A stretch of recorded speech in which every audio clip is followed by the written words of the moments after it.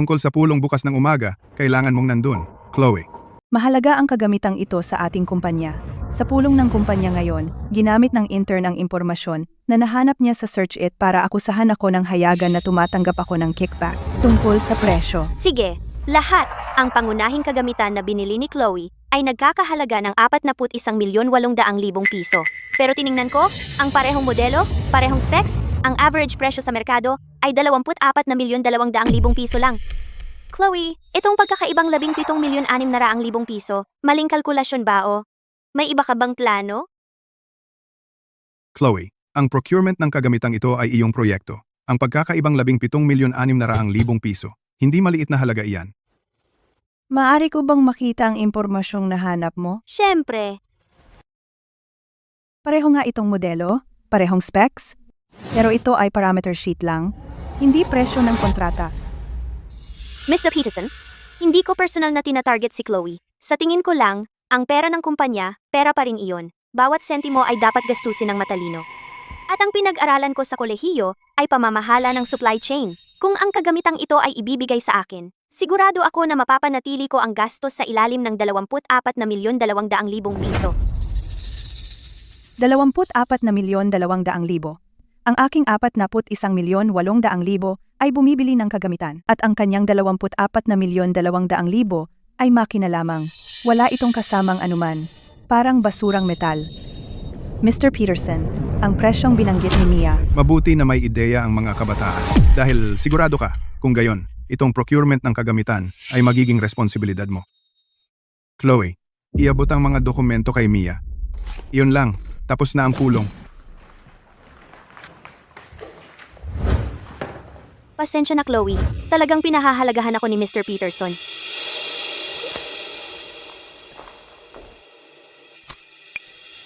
Mr. Harrison, may sasabihin ako sa iyo. Ang proyekto ng procurement ng kagamitan ng kumpanya ay nailipat na. Bukas, may ibang tao ang dapat na makipag-ugnayan sa iyo. Baliw ba ang kumpanya mo? Nagpapalit ng tao ngayon? Ang kagamitang ito ay ang pangunahing kagamitan ng iyong kumpanya. Alam ko, ang kagamitang ito ay ang pangunahing kagamitan ng kumpanya.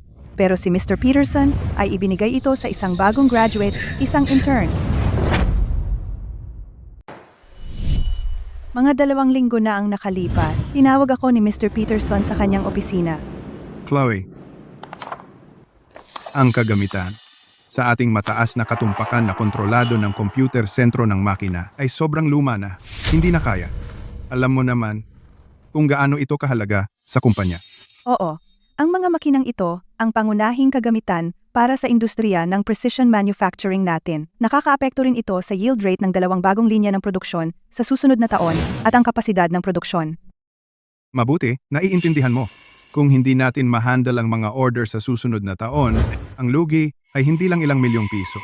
Milyon-milyong piso sa market share ang pinag-uusapan natin. Chloe, kung may oras ka, Mr. Peterson, huwag kang mag-alala. Titiyakin kong makakuha ng bagong set ng kagamitan sa lalong madaling panahon. mabuti. Nagtitiwala ako sa iyo dito. Ang pagkuha ng kagamitang ito ay hindi lang pagbili ng makina. Kasama rito ang pag-install at pag-debug, pagsasanay ng tauhan, 3 taong maintenance, at higit sa lahat, customized software interface. Yang quote na nakuha ni Mia para sa 24,200,000 piso ay para sa makina lamang. Bilhin mo yan at walang makakagamit. Hindi tugma ang interface. Kung may masira, sasabihin ng manufacturer na hindi kasama. Sa oras na yan, mahuhuli na ang lahat. Mia, hindi ako makapaghintay na makita kapag nalaman mo na ang totoo. Chloe, ang nangyari ngayon ay hindi patas para sa iyo. Mahigit 20 taon na ako sa procurement. Anong klaseng daya ba ang hindi ko pa nakita? Yang 24,200,000 piso. Maaaring mali ang presyong nakuha ni Mia o ang kagamitan ay talagang hindi magagamit. Ayos lang, Arthur. Chloe, papayagan mo ba talaga siyang pumalit kapag nakasign na ang kontrata at nabayaran na ang pera kung dumating ang kagamitan at hindi magamit? Di ba ang kumpanya ang kawawa? Si Mr. Peterson mismo ang nag-ayos niyan. Ano bang magagawa ko? Oo nga. Galing mismo kay Mr. Peterson. Kahit magsalita ako, wala ring mangyayari. Sa paningin niya, mas malaki ang gastos ng plano ko. Ang gastos ng mas maraming pera ay mali. Ganyan talaga sa workplace.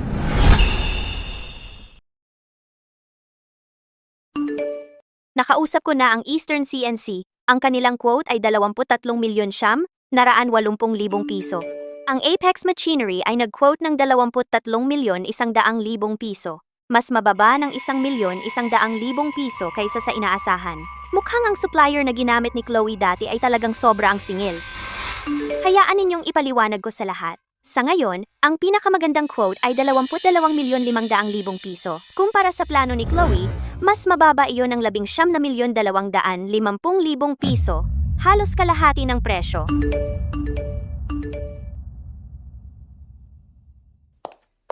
Chloe, ako na ang bahala dito. Salamat. Chloe. Inihambing ko ang mga quote ngayon mula sa ilang mga supplier at natuklasan ko na ang Cortec Precision, ang pinili mo, ay talagang sobrang mahal para sa parehong sentro ng makina. Ang Apex Machinery ay nag-quote ng 22,500,000 piso. Ngunit ang Cortec Precision ay nag-quote ng 41,800,000 piso. Iyan ay pagkakaiba ng 19,250,000 piso. Chloe, ikaw at ang Cortec Precision, masyado kayong magkalapit, tama? Ipinahihiwatig mo ba na tumatanggap ako ng suhol? Hindi iyon ang ibig kong sabihin. Nagtataka lang, kung ang pagkakaibang iyon na 19,250,000 piso ay talagang dahil lamang mataas ang kanilang quote. Oh,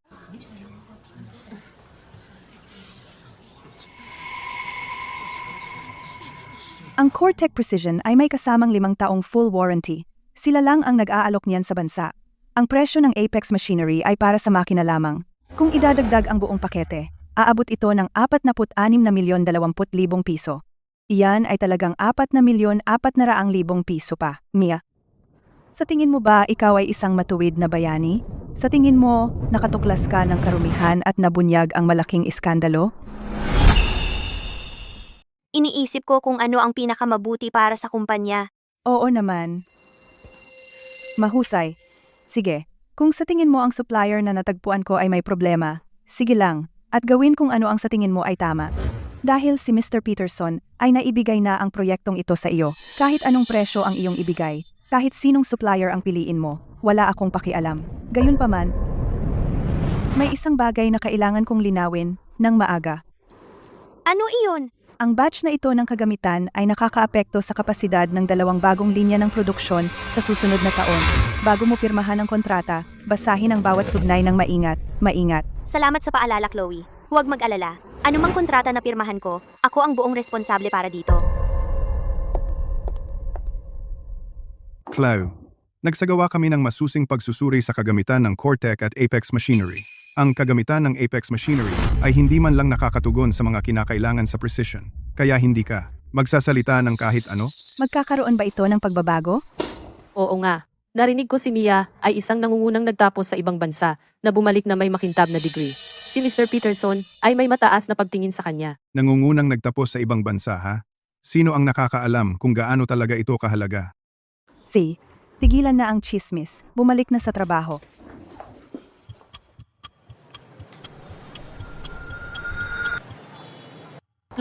Chloe, bilisan mo, tingnan ang group chat ng kumpanya. Magandang balita. Ang huling plano ay nakumpirma na kasama ang Apex Machinery. Ang quote ng kagamitan ay 22 milyong piso eksakto. Kumpara sa orihinal na plano, nakatipid tayo ng 19,800,000 piso. Ang natipid na gastos ay mapupunta sa Departamento ng Bonus sa performance sa ikalawang kalahati. Magaling! Lahat! Galing mo, Mia. Hindi nakakapagtakang ikaw ay isang estudyante sa ibang bansa. Ang bagong henerasyon ay pumapalit sa luma. At syempre, espesyal na pasasalamat kay Chloe sa paghahanda ng pundasyon na nagbigay sa akin ng puwang upang mag-optimize. Chloe, itong si Mia, sinasabi niya talaga na hindi ka sapat at totoo siya. Tinatapakan ka niya. Chloe, hanggang kailan mo titiisin ito? Huwag magmadali. Teka, Nagkan mo ano? hintayin hanggang dumating ang kagamitan. Ang ilang bagay, walang naniniwala kapag sinasabi ko. Kailangan lang nating hayaan ang mga katotohanan na magsalita para sa kanilang sarili. Mr. Peterson, gusto ninyo akong makita?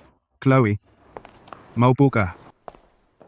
Isinumite ni Mia ang huling panukala sa akin kaninang umaga. Ang presyo ng Apex Machinery ay 22 milyong piso. Iyan ay 19,800,000 piso. Mas mababa kaysa sa inyong panukala.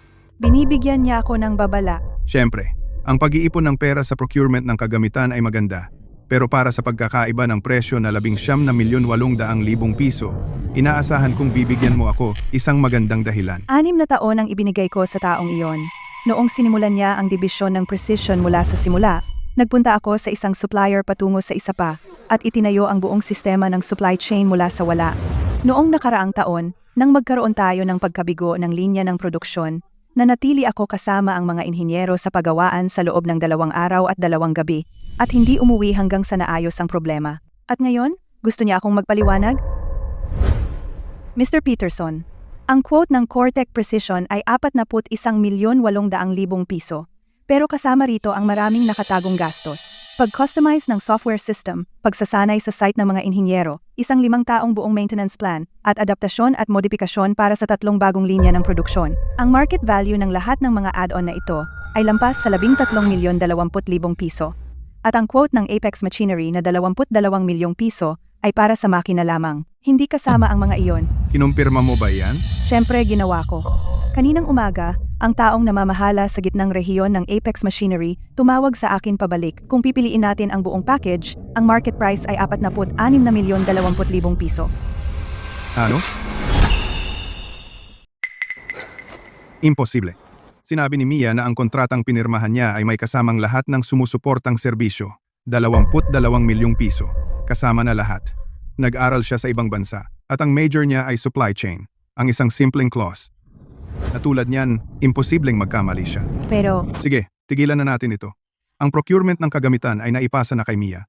Kung patuloy kang makikialam, hindi na talaga angkop. Mag-focus ka sa trabaho mo. Chloe, ang ilang bagay? Nakaraan na. Hindi ko na iyon gagamitin laban sa'yo. At sana ikaw din ay hindi na mag-dwell doon. hindi gagamitin laban sa akin? Ang ibig niyang sabihin, desidido na siyang ako ang may sala, pero nagiging generous siya at hinahayaan na lang. Naiintindihan ko. Chloe, ang galing ng pagkakataon. Ah, siya nga pala. Kakapirma ko lang ng kontrata. Sinabi ng Apex Machinery na kaya nilang mag-deliver sa loob ng 3 buwan at sinabi ni Mr. Peterson na ililipat niya ako sa strategic procurement team para mamahala sa pag-optimize ng major equipment procurement ng kumpanya. Kung may hindi ako alam, lalapit pa rin ako sa iyo para sa advice, Chloe. Kung tutuusin, ikaw ang may maraming experience sa field na ito. Congratulations. Pero pagdating ng equipment, kailangan pa rin itong inspect. Huwag kang mag-focus lang sa pagpirma ng kontrata. Huwag kang mag-alala. Pinag-aralan ko ang kontrata bawat salita. Nakasulat na ito, lahat ng clause covered. Mabuti. Mr. Peterson,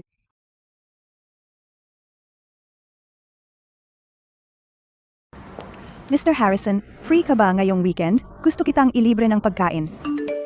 Free ako. Pero sasabihin ko sa'yo, itong binibini mula sa inyong kumpanya, ang apelyido ay Sue. Tinawagan ako at sinabi niyang gusto niya ng 22 milyong piso, kasama na lahat. Sinabi ko sa kanya na nananaginip siya. Tapos sinabi niya na ang quote ng Apex Machinery ay eksaktong 22 milyon. 22 milyon, kasama na lahat. Paano naging posible iyon? Sa kontrata niya sa Apex Machinery, para sa 22 milyong piso, ano sa tingin mo ang nakalagay? Pagkalipas ng 3 buwan, kapag dumating na ang equipment, makikita mo. Sa susunod na 3 buwan, inuubos ko lahat ng lakas ko sa pagpapalawak ng negosyo sa Timog Rehiyon. Mga supplier, relasyon sa customer, regional na patakaran, warehousing at logistic, pinagdaanan ko bawat hakbang at inayos ko mula sa simula. Inayos ko na lahat ng backlog kong trabaho.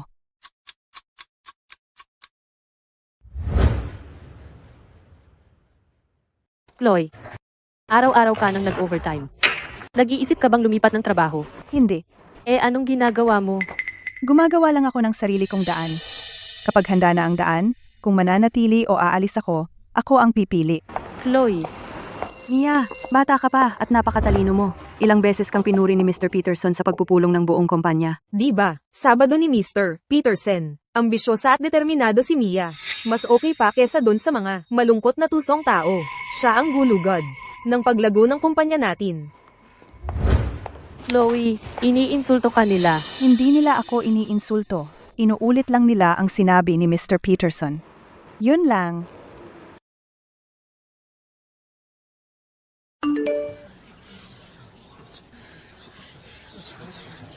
Darating ang bagong kagamitan ngayong Miyerkules.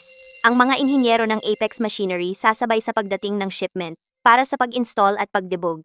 Magiging operational na tayo pagsapit ng Biyernes. Mia, ang galing mo. Ang galing, Mia.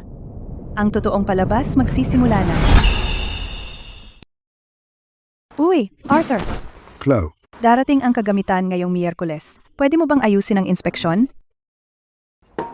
Chloe, mayroon akong kailangan kong sabihin sa iyo. Noong nakaraang Biyernes, si Mia ay lumapit sa akin na may kontrata at hiniling na lagyan ko ito ng selyo. Sinabi niya na ang Apex Machinery ay kailangang pumirma ng suplementaryong kasunduan. Tiningnan ko, at ang mga tuntunin ng pagbabayad dito ay binago mula sa buong bayad sa pagtanggap hanggang 3 araw pagkatapos ng paghahatid para sa 75% bayad. Sinabi ko na walang inspeksyon. Hindi tayo makakapagbuong bayad. Pero sinabi niya na iginiit iyon ng Apex. Sinabi rin niya na masyadong mababa ang unang quote at sobra silang nasa ilalim ng pinansyal na presyon. Kailangan nilang makuha ang buong bayad bago sila makapagpadala ng mga inhinyero para sa debugging. At pagkatapos? Pagkatapos, nilampasan niya ako diretso kay Mr. Peterson at pinirmahan ito ni Mr. Peterson. Ang mga binibining ito ngayon, gagawin nila ang lahat. At si Mr. Peterson, totoo ba bakit niya pinirmahan iyon? Bakit hindi? Si Mr. Peterson mismo ang nagsabi nito. Si Mia ay isang nangungunang graduate sa ibang bansa. Siya ay ambisyoso, pursigido, hindi tulad nating mga tusong tao, nakakulong sa ating mga pamamaraan. Siya ay ang hinaharap na gulugod ng kumpanya. Totoo. Sige, maghintay na lang tayo hanggang Miyerkules kapag dumating ang kagamitan dito. Mr. Peterson, ang 6 na mainframe, naka-configure na cutting tools, at ang loading at unloading system ay dumating na lahat. Ang dalawang ito ay mga inhinyero mula sa Apex Machinery. Maaari na nilang simulan ang pagdebog ng kagamitan. Mabuti. Mia, mahusay gaya ng dati. Iyan ang ating Mia. Kahanga-hangang kahusayan. Eksakto. Dapat tayong lahat matuto mula sa kanya. Ang dalawang inhinyerong ito ay hindi mukhang propesyonal. Ayos naman ang hitsura, tama ang plaka ng pangalan, ang modelo, ang mga parametro ay tugma sa kontrata. Pero bakit ako parang may mali? Chloe, ang mga inhinyero ay nagdedebog ng kagamitan. Mangyaring huwag makialam. Oo, Chloe. Maganda ang ginawa ni Mia dito. Huwag kang mag-alala. Ang kagamitan ay naka-on na. Magsisimula na ang debugging ngayon.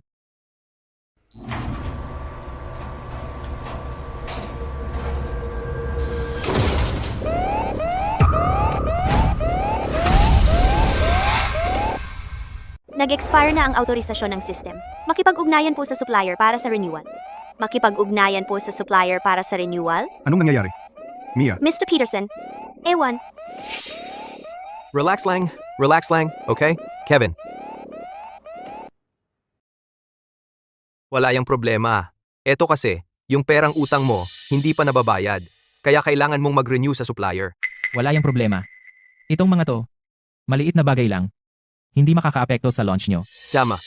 Eto kasi, sa loob ng 3 araw, aayusin namin ng maayos ang equipment. Tapos, sa 3 araw, kapag handa na ang makina, siguradong 95% ng pera ay babayaran na rin. Tapos, okay na ang lahat. ganun pala yun. Tama po, Mr. Peterson. Kaya pala yung Apex Machinery. Gusto kaming pumirma sa supplementary agreement na yon para lang maiwasan ang mga ganitong pangyayari. Basta bayaran natin sila. Wala na tayong problema. Sige, kung ganon, sasabihin ko sa finance na magbayad na agad. Sasabay ako sa'yo. Uy, mga sir, pakiusap. Ayusin nyo ng mabuti ang tuning sa mga susunod na araw. Sige po, asahan nyo na. Uy, kami ay mga professional talaga. Chloe, ang buong bagay na to ay mas komplikado. Oo, ganon din ang pakiramdam ko. Tingnan mo doon. Nakita mo rin, di ba? Yung model number sa nameplate, kumpara sa nasa site ng Apex Machinery, may dagdag na letrang K. Chloe, dapat ba nating i-report ito kay Mr. Peterson? Wala namang madali. Paano ka naging kalmado? Paano kung may magkamali? Hindi yan, paano kung... Sigurado na yan. Anong sinabi mo? Ang mga inhinyero mula sa Cortec Precision, ikaw at ako, pareho nating nakita sila. Noong dumating sila para install ang kagamitan, may dala silang buong set ng profesional na kagamitan. Huwag na nating pag-usapan ang laser calibrator, ang torque wrench, o mga bagay tulad ng pangsukat ng level. Para lang mag-debug, may dala silang buong toolbox. Pero ang dalawang inhinyerong ito, dapat nandito nag-i-install ng kagamitan, walang kahit maliit na toolbox. Balak ba nila kamayin na lang ang mga tornilyo? Kailangan nating sabihin kay Mr. Peterson. Kung install nila ngayon at magdebug pa ng 3 araw, ayon sa suplementaryong kasunduan, kailangan nating bayaran sila. Arthur, napakasimple mo. Anong ibig mong sabihin? Sinabi nila na nandito tayo para inspect ang kagamitan at umalis sila. May nagtanong ba sa atin kung ang kagamitan na install nang walang problema ngayon o anumang katulad niyan? Sila. Mr. Peterson at Mia, ang tanging pakialam nila ngayon ay makatipid ng pera. Naliligaw lang sila sa kanilang magandang pantasya. Halatang halata ang red flag sa mga inhinyero, pero piniling balewalain. Ayaw lang nilang maniwala na may problema sa kagamitan. At ayaw din nilang maniwala. Kaya ano ang gagawin natin ngayon? Maghintay. Maghintay na lang. Hanggang sa 3 araw mula ngayon, kapag gumuho ang kanilang pantasya. Chloe, kaninang umaga 21,900,000 piso napunta sa Apex Machinery. Kumusta naman ang kagamitan? Ano ang kalagayan? Ganun pa rin ang bersyon noong nakaraang taon. Sigurado ka? Kumuha ako ng mga litrato. Ang numero ng bersyon sa interface ng software ay mula noong nakaraang taon.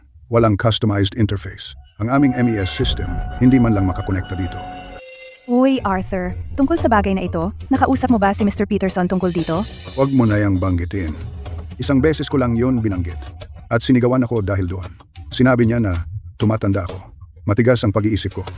At wala na akong sigla ng isang kabataan. Sige, Arthur, nagsalita ka. Iyon lang ang magagawa mo. Chloe, ano itong sinulat mo? Kahina-hinalang modelo ng plaka ng pangalan. Ang mga inhinyero na ito, hindi sapat ang saklaw ng pag-install. Dagdag pa, luma na ang bersyon ng software. Wala man lang aming customized na kinakailangan. Gayun din, ang proseso ng pag-install ay hindi naaayon sa pamantayan.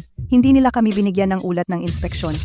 Sa wakas, ang sistema ng pagkarga at pagbaba hindi lubusang na-install. Kulang ang mga sensor. 5 issue sa kabuuan. Ito ang Aming nalaman sa nakaraang 3 araw. Inihanda ko ito ng maaga.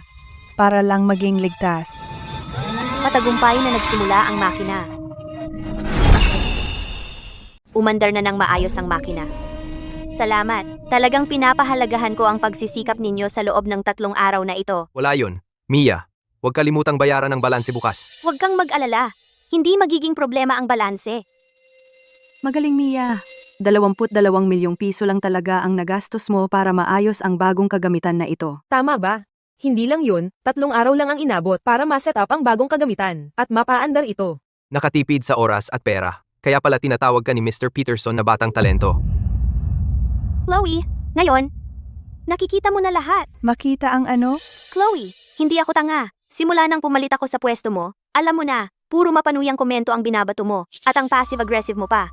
Sa totoo lang, hindi mo talaga ako matiis at hindi ka naniniwala sa kakayahan ko. Huwag mong sabihing seryoso kang iniisip. Na nagtagumpay ka na. Ang ibang tao, pagtanda, ay nagpapabagal ng pag-iisip. Ngayon panahon na ng mga kabataan. Ang mga matatanda tulad mo, na hindi makasabay sa panahon, ay mauuwi lang. Sa pagiging out of date, Ang tinatawag mong pagsabay sa panahon, ay basta-basta na lang pagtitiwala sa impormasyong hinukay mo sa search it? paano mo na lamang? Hindi ako gumawa ng mas malalim na pagsasaliksik? Sige, naniniwala ako sa'yo. Tingnan mo, Mia, ang ilang bagay. Kapag masyado kang sabik sa mabilis na tagumpay, babalik lang sa'yo yon. Huwag kang matigas ang ulo. Alam ko na nagpapakatapang ka lang. Pero nandito ang mga ebidensiya. Ang taong pinahahalagahan ngayon ni Mr. Peterson ay ako. Ikaw. Umalis ka. Nasira ang makina. Ano? Paano nasira ang makina, ha? Imposible namang tama ka, di ba? Nasira nga. Kanina lang ayos pa. Paano ito nasira bigla? Ngayong binanggit mo, noong dumating ang kagamitan 3 araw ang nakalipas. Nag-error nga ito. Nag-expire ang autorisasyon ng sistema. Pero hindi ba sinabi ng mga taga-Apex Machinery na dahil hindi pa tayo nagbayad, Ngayon, 21,000,000 piso ang pumasok sa account nila. Kaya bakit? Imposible. Hindi pwedeng itong kagamitan ng problema. Siguro error sa operasyon iyon. Arthur, kailangan mong i-restart ito ngayon din. Tiyak na kasalanan mo ito. Anong ingay na yan? Ha? Mr. Peterson, anong ginagawa mo rito? Hindi ba nag-post ka sa group chat na ang kagamitan natin ay maayos at gumagana? Nagdala pa ako ng champagne para ipagdiwang kasama ninyo. Mia, lagi kong sinasabi ikaw ang bayani ng ating kumpanya. Pagkatapos ngayon, magiging vice-presidente ka ng kumpanya. Kanan kong kamay. Halika na, dito.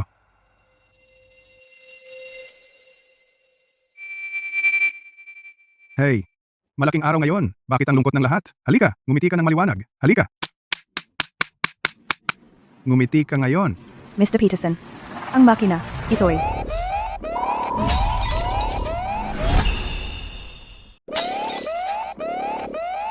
Hoy, anong nangyayari dito? Ha? Akala ko maayos naman tumatakbo ang equipment. Bakit? Nasira na naman? Tumakbo naman ito ng maayos. Tumakbo ito ng mga 1 minuto. Tapos, biglang nasira. Nasira? Mia, ano ba ang nangyayari? Mr. Peterson, may maliit na issue ang equipment. Obvious naman. Tinatanong ko kung ano ang nangyari. Hindi ba't ginagarantiya mo sa akin na kapag binayaran na natin ang pera, tumakbo ng maayos ang equipment? At na matatapos natin ang testing sa weekend? Hindi ko rin alam. Kung ganon, tingnan mo. Paano? Ang cute. Kailangan ko ba talagang gabayan ka sa lahat ng bagay? Ako. Mia, ang mga inhinyero mula sa Apex Machinery ay kakalisan lang. Meron ka dapat ng contact nila, di ba? Tatawagan ko sila.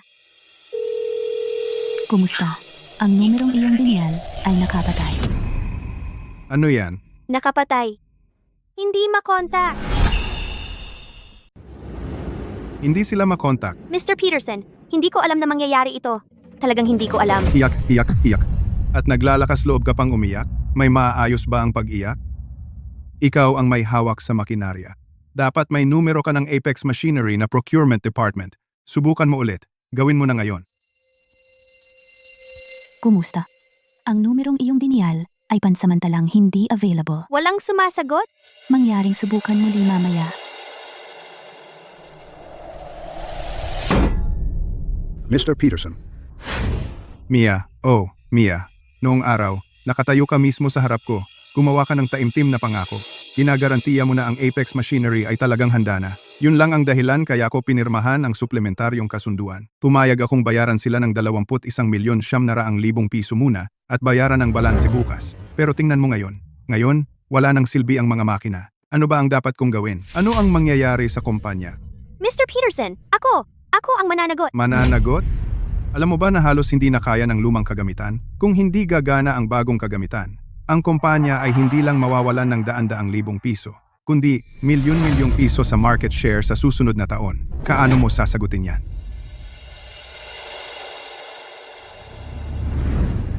Mr. Peterson, dahil nangyari na ito, hindi makakatulong ang magalit. Ang mahalaga ngayon ay malutas ang problema. Chloe, may paraan ka ba? Yung mga tao mula sa Apex Machinery, nagmungkahi ng suplementaryong kasunduan kanina. At ngayon, hindi na namin sila makontak. Parang, pinlano na lahat mula pa sa simula. Bukas na ang araw para bayaran ang balanse. At ngayon, ikaw lang, Mr. Peterson, ang makakapunta sa Apex Machinery ng personal sa pagkukunwaring magbabayad ng balanse para makipag-ayos sa kanila. Makipag-ayos? Nakapirma na ang kasunduan. Na-transfer na ang pera sa account nila. Paano pa tayo makikipag-ayos? Mas mabuti na iyan kaysa maupo lang at walang gawin. Anyway, kailangan nating humingi ng paliwanag. Sa ngayon, ito lang ang tanging paraan. Mia, sasama ka sa akin bukas sa Apex Machinery. Ako? Pero, hindi ba ako nakakapunta sa ganitong pagpupulong dati? Mia, ikaw ang pangunahing taong namamahala ng proyektong procurement na ito. Dapat kang pumunta. Hindi. Masyado pa akong bata at walang karanasan. Hindi ko kaya. Talagang hindi ko kaya. Bata? Walang karanasan? Noong ipilit mong manguna sa procurement ng kagamitan, hindi mo naman naisip na bata ka noon. Noong gusto kitang ipromote bilang vice-presidente, bakit hindi mo naisip na wala kang karanasan noon? Ako. Huwag kang magdahilan. Sasama ka sa akin bukas. Chloe, kung may oras ka bukas, pwede ka bang sumama? Binigay sa akin ni Mia ang huling proposal kaninang umaga. Ang bid ng Apex Machinery ay 22 milyong piso, na 19,800,000 piso, mas mababa kaysa sa proposal mo. Ang pagtitipid sa kagamitan ay mabuti, pero sa pagkakaiba ng 19,800,000 piso, inaasahan kong bibigyan mo ako ng makatuwirang paliwanag.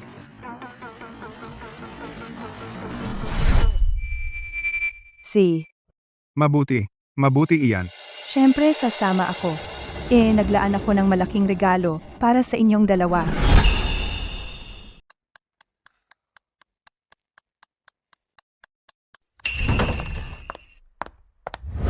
Chloe, nandito ka.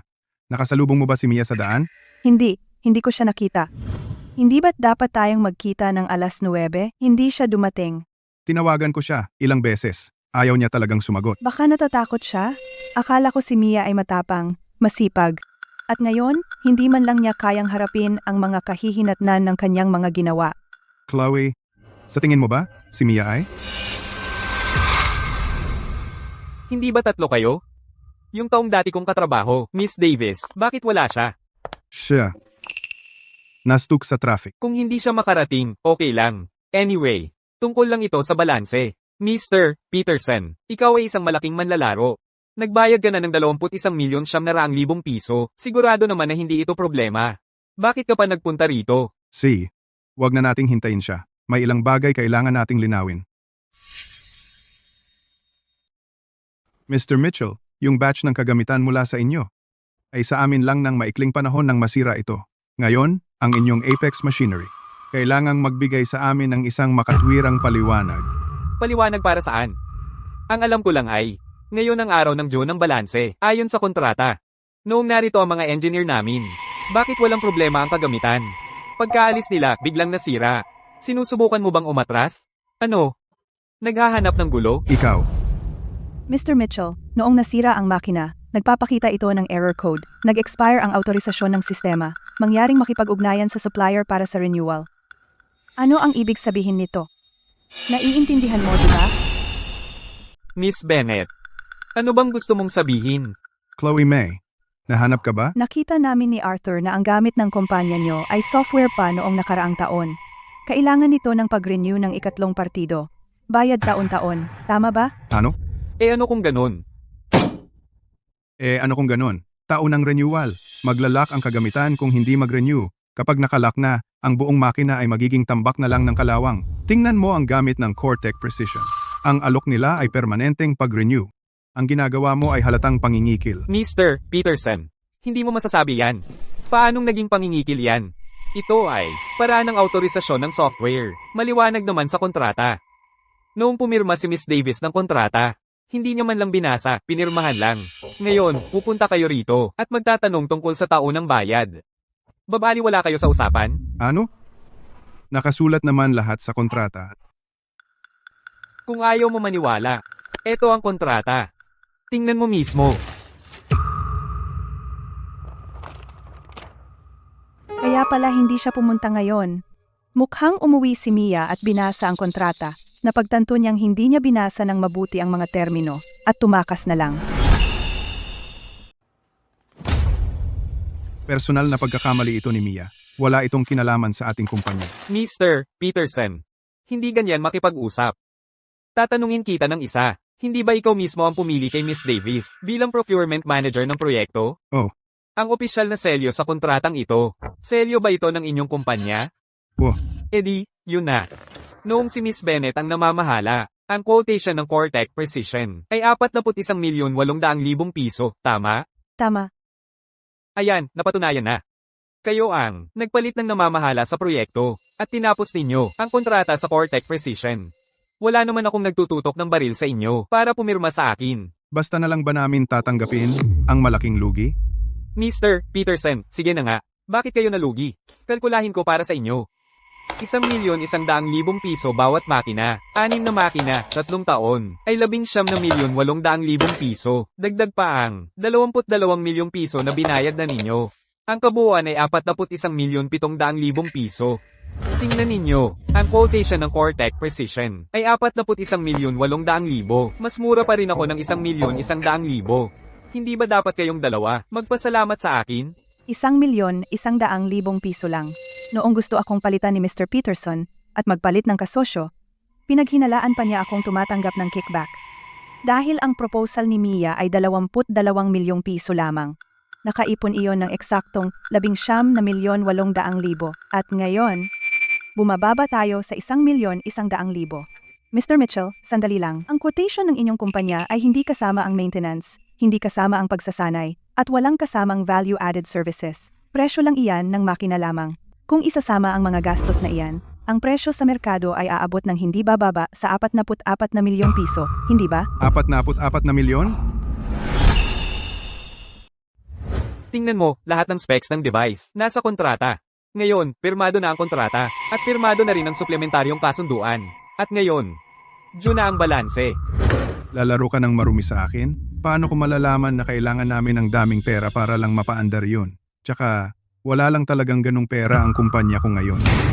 Tatakbuhan mo ako? Sasabihin ko sa'yo. Kung tatakbuhan mo ako, ihahatak kita sa korte. Sige lang. Tingnan natin kung sino ang mauunang masira. At tandaan mo, kung ang problema sa kagamitan hindi maayos ngayon, wala kang makukuhang kahit piso. Bawian mo na lang ako ng buhay. Well, sasabihin ko rin sa'yo, ang engineer namin ay hindi nagtatrabaho tuwing weekend. Ikaw, ako. Mr. Peterson, huwag kang gumawa ng bagay na pagsisisihan mo. Chloe, ipinangako sa akin ni Mia na matatapos ang test run bago mag-weekend. Wala talagang ganung pera ang kumpanya ngayon. Alam ko, dahil ang engineer mo ay hindi nagtatrabaho tuwing weekend, mag-usap na lang tayo ulit sa Lunes. Tigil muna. Ayon sa kontrata, due ngayon ang balanse. Ikaw, Mr. Mitchell, yung letrang K sa nameplate ng kagamitan, ano ang ibig sabihin noon? Ang letrang K. Anong ibig mong sabihin? Hindi ko alam kung ano ang punto mo. Okay lang kung hindi mo maintindihan. Ibig kong sabihin, weekend naman kasi, maraming bagay ang minadali. Sasabihin ko sa'yo, sa susunod na Lunes, dalhin mo ang mga inhinyero mo, dadalhin namin si Miss Davis sa aming kumpanya, at mag-usap tayo ng tapat at bukas. Ano sa tingin mo? Mr. Mitchell, lahat ay nararapat ng pangalawang pagkakataon, hindi ba? Sige. Ngayon, gagawin ko ito para kay Miss Bennett. Tandaan mo ito, sa susunod na Lunes ay ang deadline para sa pagbabayad ng balanse. At sasabihin ko sa iyo, ang aking planta ng Apex Machinery ay hindi dapat pagtripan. Ihatid sila palabas. Mr. Peterson, tara na. Chloe, Mr. Peterson, ano iyon? tungkol sa batch na ito ng mga kagamitan, ikaw, gaano pa ba ang alam mo? Chloe, narinig ko na sa iyong kumpanya, nagkamali si Mia. Ang larawan ng plaka ng pangalan na ipinadala mo sa akin, tiningnan ko na iyon.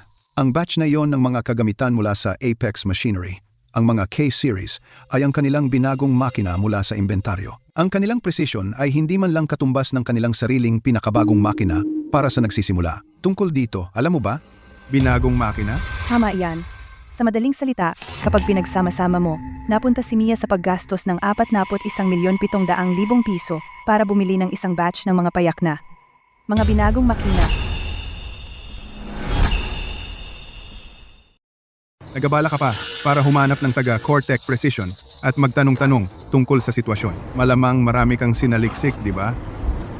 Sabihin mo na, ano pa ang alam mo? Kahina-hinalang modelo ng plaka ng pangalan, walang profesional na kagamitan ang mga inhinyero, luma na ang bersyon ng software, walang customized interface, hindi standard ang saklaw ng pagsubok, walang in-issue na ulat ng inspeksyon, hindi ganap na naka-install ang loading at unloading system, nawawala rin ang mga sensor, 5 issue sa kabuuan. Gaano ka nakatagal nakaalam? Mula pa sa simula, may naramdaman akang mali. Ang quote na 22 milyong piso ay masyadong mababa, pero ang mga tiyak na problema ay nalaman ko lang kasama si Arthur nitong nakaraang ilang araw. Bakit hindi mo sinabi sa akin agad?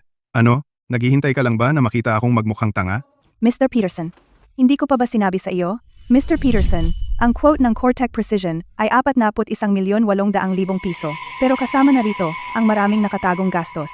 Pag-customize ng software system, on-site training mula sa mga inhinyero, 5 taong full warranty at adaptasyon at modifikasyon para sa 3 bagong linya ng produksyon. Lahat ng mga ekstrang gastos na iyon na pinagsama, ang presyo sa merkado ay lumalagpas na sa 13,020,000 piso. Pero ang quote ng Apex Machinery na 22 milyong piso ay para lang sa makina lamang. Hindi kasama ang alinman sa mga iyon. Sinabi ni Mia ang kontrata na pinirmahan niya ay may kasamang lahat ng sumusuportang serbisyo. 22 milyong piso. Lahat kasama. Nag-aral siya sa ibang bansa. Alam mo ba? At ang major niya ay supply chain. Isang pagkakamali sa bagay na ganito ka-basic, imposibleng magkamali siya dyan. Pero, Sige, tigil na natin yan. Ang procurement ng kagamitan ay naibigay na kay Mia. Hindi na angkop na makialam ka pa. May iba ka pang proyekto. Mag-focus ka sa sarili mong trabaho. Noong pinaghinalaan kita na tumanggap ng suhol, galit lang ako. Hindi mo dapat seryosohin ang mga salitang sinabi sa galit. Bukod pa roon, nakita mo na ang mga problema. Dapat sana sinikap mong kumbinsihin ako. maniwala ka ba sa akin? Ikaw ay isang veteranong empleyado sa kumpanyang ito. Paano ako hindi maniniwala sa sinasabi mo? Si Arthur ay veterano rin dito. Hindi ba si Arthur nagsabi sa iyo sa huli? Ako siya. Ikaw bulag na nagtiwala kay Mia? Nagpatuloy ka at pinirmahan ang suplementaryong kasunduan. Ikaw ay kumilos mag-isa. Hindi pinapansin ang payo ng lahat para lang sa agarang pakinabang na 19,800,000 piso at binabalewala ang mga panganib. Lahat ng ito ay iyong desisyon.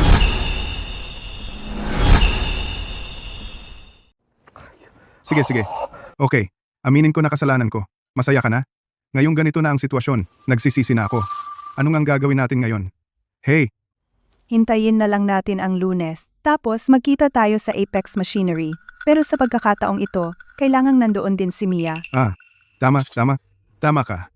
Si Mia ang pumirma ng kontrata. Kung si Mia ang mamamahala, baka ang kumpanya natin may pag-asa pa. Tama. Laging nagpapasa ng responsibilidad. Si Mr. Peterson at si Mia, sila'y magkapareho ng ugali. Hindi natin pwedeng pakawalan si Mia ngayon. Tatawagan ko siya. Sabihin sa kanya na kailangan niyang pumunta sa pulong ng Lunes. Kumusta? Director Evans, sakto ang tawag mo. Itong si Mia, hindi ko siya makontakt. Ang inyong departamento ng HR, tawagan ninyo siya ngayon din. Siguraduhin na pumunta siya sa opisina ng Lunes para sa pulong. Mr. Peterson, tumatawag ako tungkol din kay Mia. Anong tungkol sa kanya? Ang prioridad ngayon ay ang bagong kagamitan. Mr. Peterson, nag-resign si Mia kaninang umaga. Ano? Nag-resign si Mia? Sandali? Ngayon pa? Sa mga oras na ito? Paano siya nag-resign ngayon? Kumusta? Saan siya pumunta? Narinig ko ginamit niya ang kanyang tagumpay sa pag-negotiate ng 300 at 60,000 dolyar na bawas sa presyo para lumipat ng trabaho sa isang katamtamang laki ng kumpanya bilang procurement supervisor.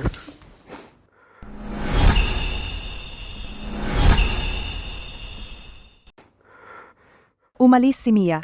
Bigla na lang tayong iniwan. Ahas na iyon. Sinira niya ang kumpanya ko. At saka bigla siyang umalis. Hindi siya dumalo sa pulong ngayon. Ibig sabihin, sinusubukan niyang iwasan ang responsibilidad. Itong pag-iiwan sa atin? Sa totoo lang, hindi naman mahirap isipin. Kasalanan ko. Lahat ay kasalanan ko. Chloe, tungkol sa pulong bukas ng umaga, kailangan mong nandun. Chloe, makinig ka. Ikaw lang ang makakatulong sa akin. Noong mga panahon noon, ipinaglaban ko ang kumpanyang ito ng buong lakas. Hindi na mabilang. At naloko ako ng eksaktong kaawa-awa niyang pag-arte.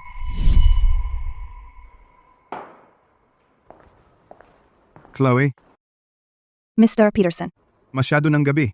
Bakit hindi ka pa umuuwi? konti na lang kasi ang trabaho. Tatapusin ko lang ito, saka uuwi. Tingnan mo ang sarili mo. Para sa kumpanya, araw-araw kang nag-overtime. Wala ka pa ring pamilya. Pakiramdam ko. Talagang masama. Alam mo ba ang kasabihan? Unahin ang karera, bago ang pamilya. Ang kumpanyang ito, inilaan ko rin ang puso't kaluluwa ko. Ang pagbibigay ng best ko ay ang pinakamababa kong magagawa. Magaling ka talaga. Masaya akong nakikita na ganyan ang iyong saloobin. Oh, Chloe, ikaw ang pinagkakatiwalaan ko. Kung wala ka, hindi makakarating sa kinaroroonan ngayon ang kumpanyang ito. Huwag kang mag-alala sa kahit ano. Gagawin ko masisiguro kong maaalagaan ka ng mabuti.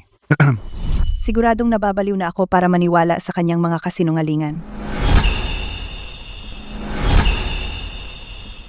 Mr. Peterson, niluluhod mo ako. Sabi mo kanina na mag-focus lang ako sa trabaho ko. Ang mga usapin sa pagbili ay wala sa akin. Tsaka, wala akong alam tungkol sa mga proyekto ni Mia. Pumunta lang ako sa pulong na ito bilang pansamantalang kapalit. Paano ko masasalo lahat? Chloe, Marami ka nang alam tungkol sa kagamitan ng Apex Machinery. Huwag kang magpanggap. Chloe, nakalimutan mo na ba? Ang kumpanyang ito ay itinayo mula sa wala ng ikaw at ng mga veterano hakbang-hakbang hanggang sa kung nasaan ito ngayon. Kaya mo ba talagang tumingin lang at hayaan itong malugmok? Chloe. Sige, Chloe.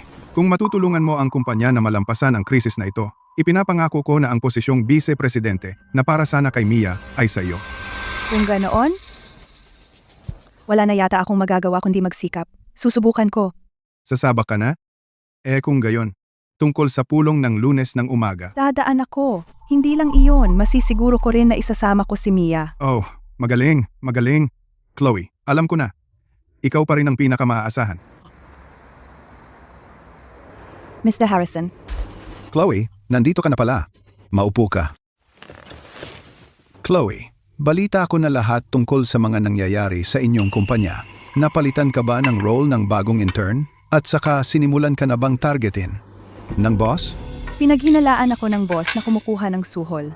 Ngayon, hindi na niya ako pinapayagang magtrabaho sa mga pangunahing proyekto. Itong Mr. Peterson mo, wala talaga siyang kakayahang makakita ng halaga. Ginagawa niyang bigo ang isang talento katulad mo. Tama na yan. Tingnan mo ito. Tungkol sa Timog Rehiyon na pagpapalawak ng negosyo na nabanggit mo, sinunod ko ang payo mo. At ngayon, 5 kumpanya ang handang makipagsosyo sa atin. Narito ang mga liham ng intensyon.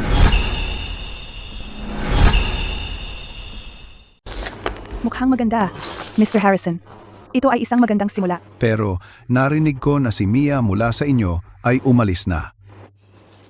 Umalis? Talaga?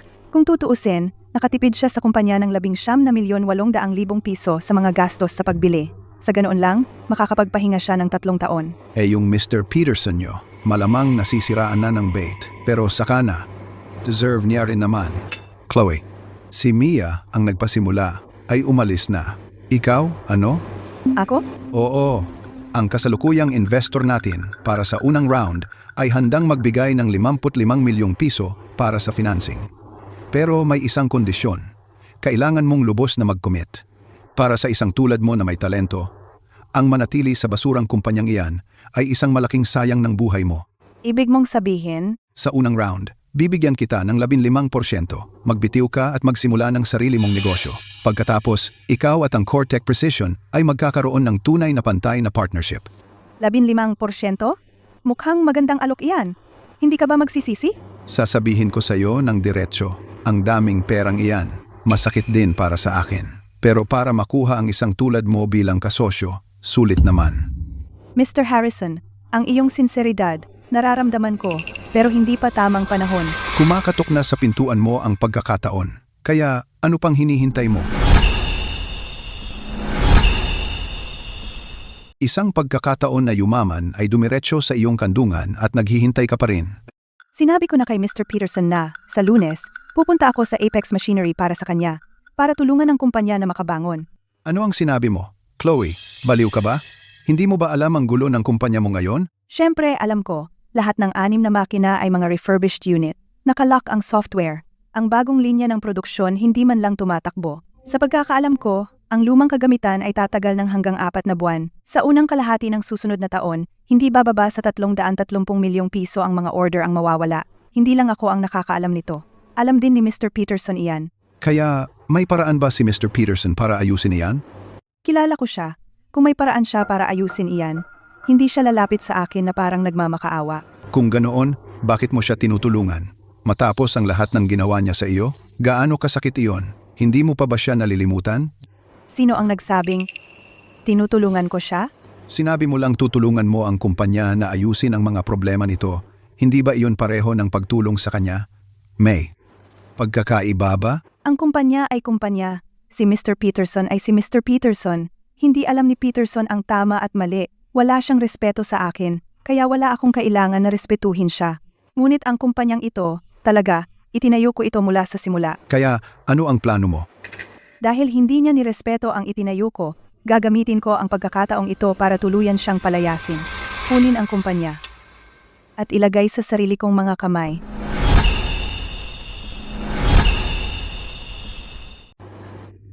Well, hindi ko talaga inakala. Malaki ang plano mo. Sinusubukan mong kunin ang kumpanya. At ikaw mismo, ang maging boss. Kung mag-workout ito, ang ating future cooperation ay magiging mas maayos. Tama? Sige, makatarungan naman. Pero si Mr. Peterson, ibibigay ba niya ang sarili niyang kumpanya nang walang laban? Kung tumanggi siya, pipilitin ko siya. Ibig mong sabihin, Sasama talaga ako sa kanya sa Lunes, sa huling pulong. Gagawin ko ang lahat para mabawi ang mga pagkalugi ng kumpanya. Pero kahit makuha ko ang perang iyon mula sa Apex Machinery, kung walang bagong kagamitan, si Mr. Peterson ay haharap pa rin sa milyong halaga ng order loss. Kapag nangyari iyon, ako lang ang makakalutas. At wala siyang ibang choice. nakuha ko. Kaya lahat ng ito ay pinlano mo. Tigilan mo na ang pagdadahilan. Sumama ka sa akin bukas. Chloe, kung may oras ka bukas, pwede ka bang sumama? Si, Pumayag ka. Kaya, tungkol sa pulong ng Lunes ng umaga, nandoon ako. Hindi lang iyon. Kaya ko ring garantiya na isasama ko si Mia. Pilit mong dinadaluhan ang bawat pulong kasama ang Apex Machinery para lang panatilihin ang sitwasyon sa ilalim ng iyong kontrol. Itinutulak mo si Mr. Peterson hakbang-hakbang sa isang sulok. Magaling, talagang napakagaling na galaw. Masyado kang mabait. Gayunpaman, para makamit ang aking layunin, kailangan ko pa rin ng konting cooperation. Mula sa iyo, Mr. Harrison. Paano? Sabihin mo sa akin. Ang proyekto sa Timog Rehiyon. Gusto ko talagang gawin iyon, pero hindi ngayon. May isa pa akong huling laban na tatapusin. Kapag natapos ko na ang laban na ito, pupunta ako sa iyo sigurado. Gaano katagal? 1 buwan. 1 buwan. Sundo. Kilala mo ako. Mayroon akong patakaran kapag namumuhunan ako. Namumuhunan lang ako sa mga na nagpagulong-gulong sa putik at kaya pang bumangon, may talento ka. Sulit hintayin. Inaabangan ko talaga. Kung kailan ka magiging amo para magtrabaho tayo. Magtiwala ka sa akin. Hindi kita bibiguin. Mabuti. Umupo ka. Ngayon lang. Ko talagang naunawaan ang kasabihang iyon. Bawat henerasyon ay gumagawa ng sariling talento. Sa mundong ito, ang pinakamangmang na bagay ay ang guluhin ng isang talento tulad mo. Chloe, kaya hindi mo man lang pinaplano na pakawalan si Mr. Peterson. Paano si Mia? Hindi ka ba basta tatayo diyan at papanoorin siyang lumipat ng trabaho? Siyempre hindi. Nangako ako kay Mr. Peterson na, sa Lunes, isama ko siya sa pulong na iyon.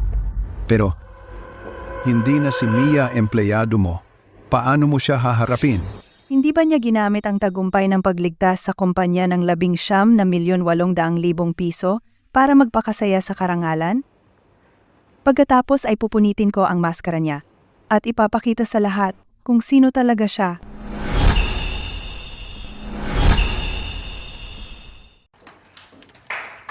lahat, punta rito, ipapakilala ko ang isang tao. Ito ang ating kumpanya, bagong procurement supervisor, Miss Davis. Bigyan natin siya ng mainit na pagtanggap. Isang procurement supervisor, bagong empleyado. Diretso, mula sa labas. Masyado siyang bata. Kakagraduate lang, di ba? Ano ang koneksyon niya? Tiyak na malakas. Maganda naman siya. Lahat.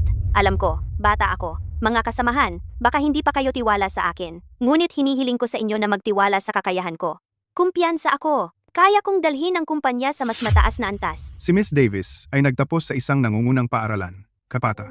Lumipat lang siya ng trabaho mula sa Horizon Group. Sa Horizon, tinulungan niya ang dati niyang kumpanya na makatipid ng 19,800,000 piso. Naniniwala ako na tiyak na may kakayahan siya na hawakan ang trabahong ito. Horizon Group. Malaking kumpanya yan. Wow, siya lang nakatipid ng 19,800,000 piso. Talagang may talento siya. Bakit ang ganyang talento pupunta sa ating kumpanyang nasa gitnang antas? Para saan? Mga iniisip ng henyo. Paano maiintindihan ng ordinaryong tao tulad mo ang mga iyon? Siguro, si Miss Davis gusto lang ng hamon. Miss Davis. Supervisor Davis. Ikinagagalak ko kayong makilala. Mangyaring gabayan mo ako sa hinaharap. Salamat ng maaga. Mula ngayon, ang ating kumpanya ay talagang aasa sa iyo. Sige. Totoo na ang kumpanyang ito ay mas maliit kaysa sa dati ko. Ang pag-setup ay medyo sira-sira rin. Kaunti lang ang empleyado. Pero, magtatrabaho pa rin ako ng mabuti. At pangunahan ng lahat upang lumikha ng mas magandang kinabukasan. Magaling, magaling, magaling.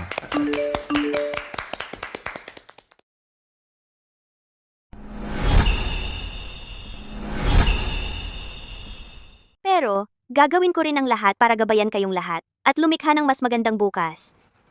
See?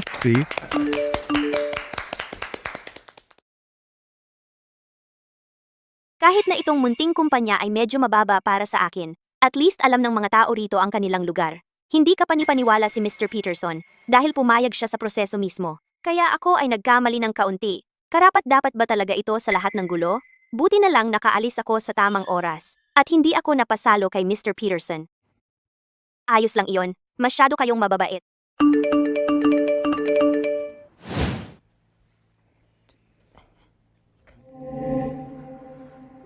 Supervisor, ano ang problema? Miss Davis, noong iyong panayam, nakasaad sa iyong resume na ang procurement plan na ginawa mo para sa dati mong kumpanya ay nakatipid ng 19,800,000 piso sa mga gastos. Tama? Tama iyan, ito ay kilala sa industriya. Kung hindi kayo naniniwala sa akin, maaari kayong magtanong-tanong. Hindi naman sa hindi ako naniniwala sa iyo. Ito lang ay karaniwan akong sumusunod sa isang profesional na blog na may milyong taga-subaybay. Naglabas lang sila ng isang artikulo at ito ay tungkol sa iyo. Paano iyon posible? Hindi naman sa hindi kita pinagkakatiwalaan.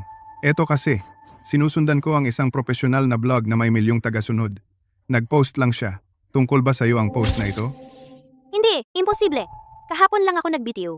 Ang mga taga-Horizon Group ay hindi naman mabilis makakuha ng impormasyon. Siguro nagkataon lang. Supervisor, ano ang sinasabi mo? Ang post na ito ay hindi nagbanggit ng pangalan. Walang nakakaalam kung kanino ito. Bakit sa tingin mo ako yon? Napakaraming pagkakataon sa post na ito. Eksakto. Tungkol ito sa isang Horizon Group na nasa parehong industriya. At bukod sa Horizon, sino pa kaya? Sino pa? At yung intern, isang Davis. Ang apelyido ni Mia ay Davis, di ba? Tama. At pati ang naipon na pera ay 19,800,000 piso. Miss Davis, kailangan ko ng paliwanag. Ano ba ang dapat ipaliwanag? Sige. Kaya ako'y inaakusahan mo? Hindi yun ang ibig kong sabihin. Ano ang ibig mong sabihin? Sino ka ba para mag-utos? Akala mo ba pwedeng sabihin lang sa akin na magpaliwanag? Hindi ka pa opisyal na procurement supervisor. Bantayan mo ang tono mo. Paano ako mananatiling kalmado? Itong mga independenteng blog ay gagawa ng kahit ano para sa bilang ng bisita. Baliw ba kayong lahat? Naniniwala kayo sa blog na ganyan? Miss Davis, ang blog na ito ay pinapatakbo ng mga profesional sa industriya. Sila ang nagtatag nito. 6 na taon na. Hindi sila nag-post ng peking balita. Tama. Hindi mo yun alam? Insider ka ba sa industriya? Miss Davis, binabalaan kita sa huling pagkakataon. Sagutin mo lang ng totoo. Ang post ba na ito tungkol sa'yo o hindi? Ako.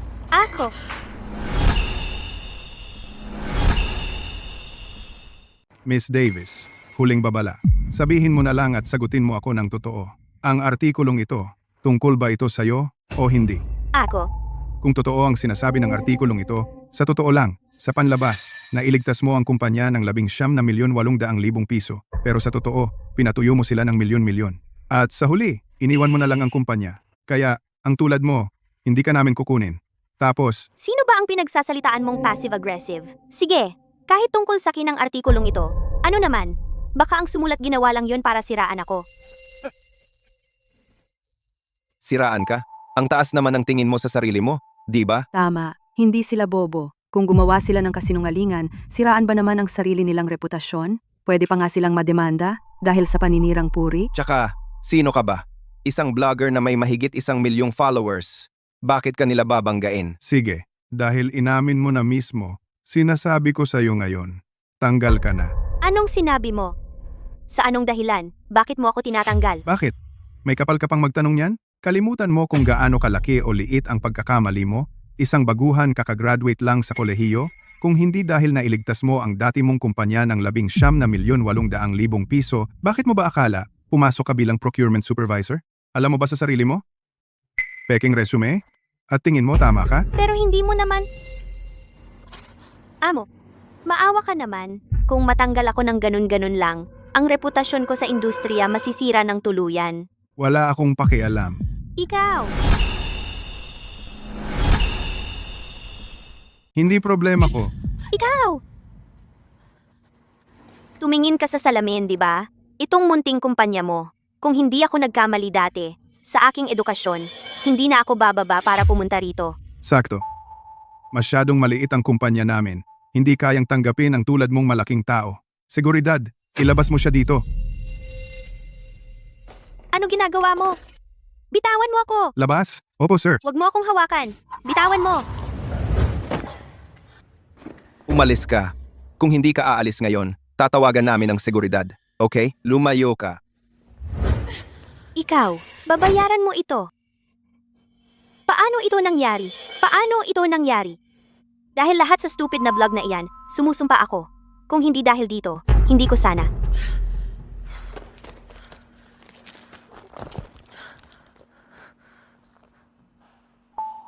Itong artikulo, ito ay isinulat ni Chloe. Ano? Kailan pa siya nakaipon ng ganito karaming followers?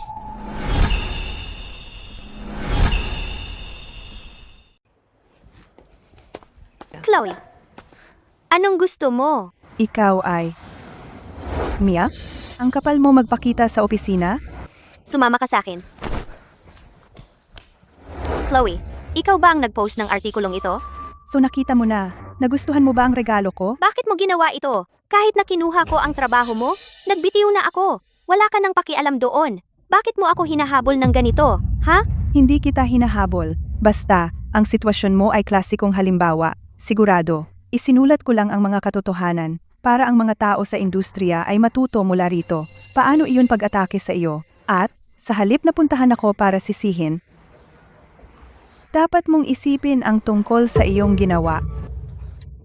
Alam ko, siniraan kita. Sabihin mo, ano ang kailangan kong gawin para bitawan mo ako? Simple lang. Sa susunod na Lunes, sa aming kumpanya, may huling pulong kasama ang Apex Machinery. Kung darating ka ng nasa oras, aalisin ko ang artikulo. Ano? Hindi ako pupunta.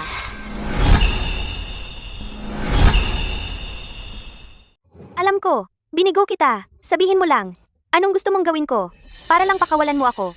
Simple lang. Sa susunod na Lunes, sa kumpanya natin, may huling pulong kasama ang Apex Machinery. Kung darating ka ng tama sa oras, tatanggalin ko ang post. Hindi ako pupunta. Nagbitiw na ako. Anong mangyayari sa kumpanya mo? Wala na akong pakialam. Hindi ako pupunta. Mia. Ang naive mo talaga. Hindi ka ba isang top graduate, galing sa ibang bansa? Hindi mo ba alam, kahit umalis ka, nasa kontrata pa rin ang pangalan mo? Ang problema na ginawa mo, ikaw mismo ang dapat mag-ayos. Wala akong pakialam. Hindi ako pupunta. Nagbitiw na ako. Hindi ako pupunta. Wala kang magagawa sa akin. Nakalimutan kong sabihin sa iyo, ang public account na ito ay itinayo ko mula sa simula. Simula nung nagtrabaho ako, mayroon itong milyong followers. Sa mundo ng mga influencer, bakit hindi malaking bagay? Pero sa industriya natin, alam ito ng lahat. Hanggat nakatayong post sa account ko, sa industriyang ito, wala nang ibang kumpanya ang kukuha sa iyo.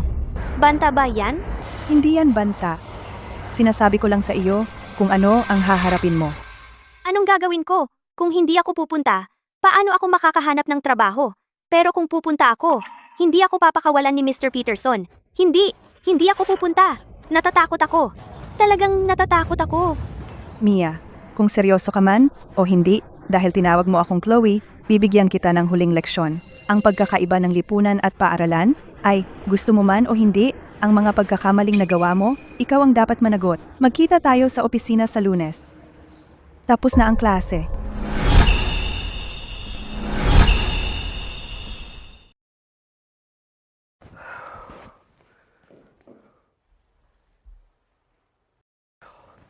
Chloe, sa tingin mo, si Mia ay hindi dadalo? Relax, hindi siya tanga. Alam niya ang mga kahihinatnan, ang darating. Ay darating. Mabuti. Chloe, may utang ako sa iyo. Ang pagpapatakbo mo ng blog ng kumpanya para sa amin ay isang matatag na desisyon. Pinakamagandang desisyon. Chloe, Mr. Peterson. Nandito ako. Sa wakas, ay nagpakita ka. Sinaktan mo ako. Talagang sinaktan mo ako. Ano naman kung ginawa ko? Gumawa ka ng napakalaking gulo at basta na lang umalis. Alam mo ba kung magkakamali ang supply ng kagamitan, ang kumpanya ay kailangang pagbayaran milyon-milyong piso sa pagkawala ng order? Hindi lang kita sasaktan, sasakalin kita, papatayin kita, may tumulong sa akin. Mr. Peterson, Chloe, pinipigilan mo ako? Matapos ang lahat ng ginawa niya, maaari ko siyang sakalin ng 1,000 beses. At ito, hindi lang kita dadayain, sasakalin kita, sumumpa ako, sasakalin talaga kita. May tumulong! Mr. Peterson, Chloe, pinipigilan mo ako? Matapos ang lahat ng ginawa niya, kaya ko siyang sakalin ng 1,000 beses at hindi. Mr. Peterson. Kahit hindi mo iniisip ang sarili mo, kailangan mong isipin ang kumpanya. Pwedeng dumating ang mga taga-Apex Machinery anumang oras. Ngayon na ang huling pagkakataon natin. Huwag mong hayaang sirain ang lahat ng ito ang negosasyon. Tama ka. Una ang negosasyon. Hintay ka lang. Umupo ka.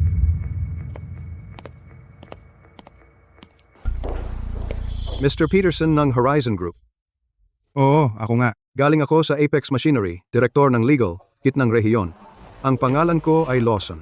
Mr. Lawson, kumusta? Umupo ka.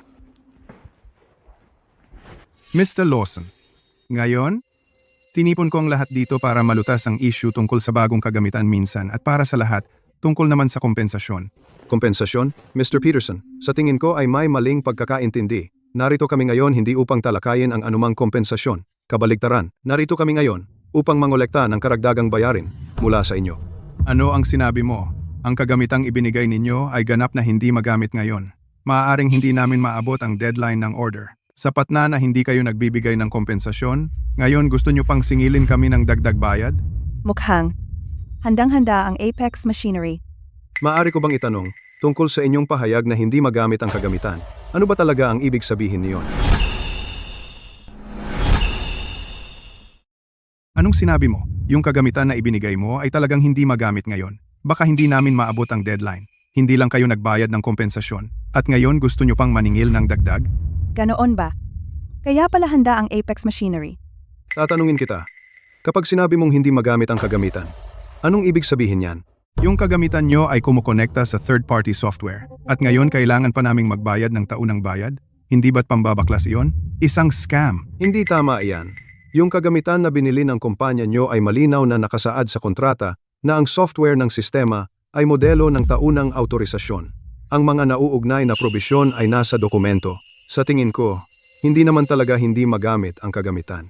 Kayo lang ang hindi kayang magbayad ng taunang bayad, di ba? Ikaw, Paano naman ang precision ng kagamitan? At ito ay, Ang Procurement Director naging Horizon Group, si Chloe Bennett? kaya ikaw pala si Chloe Bennett.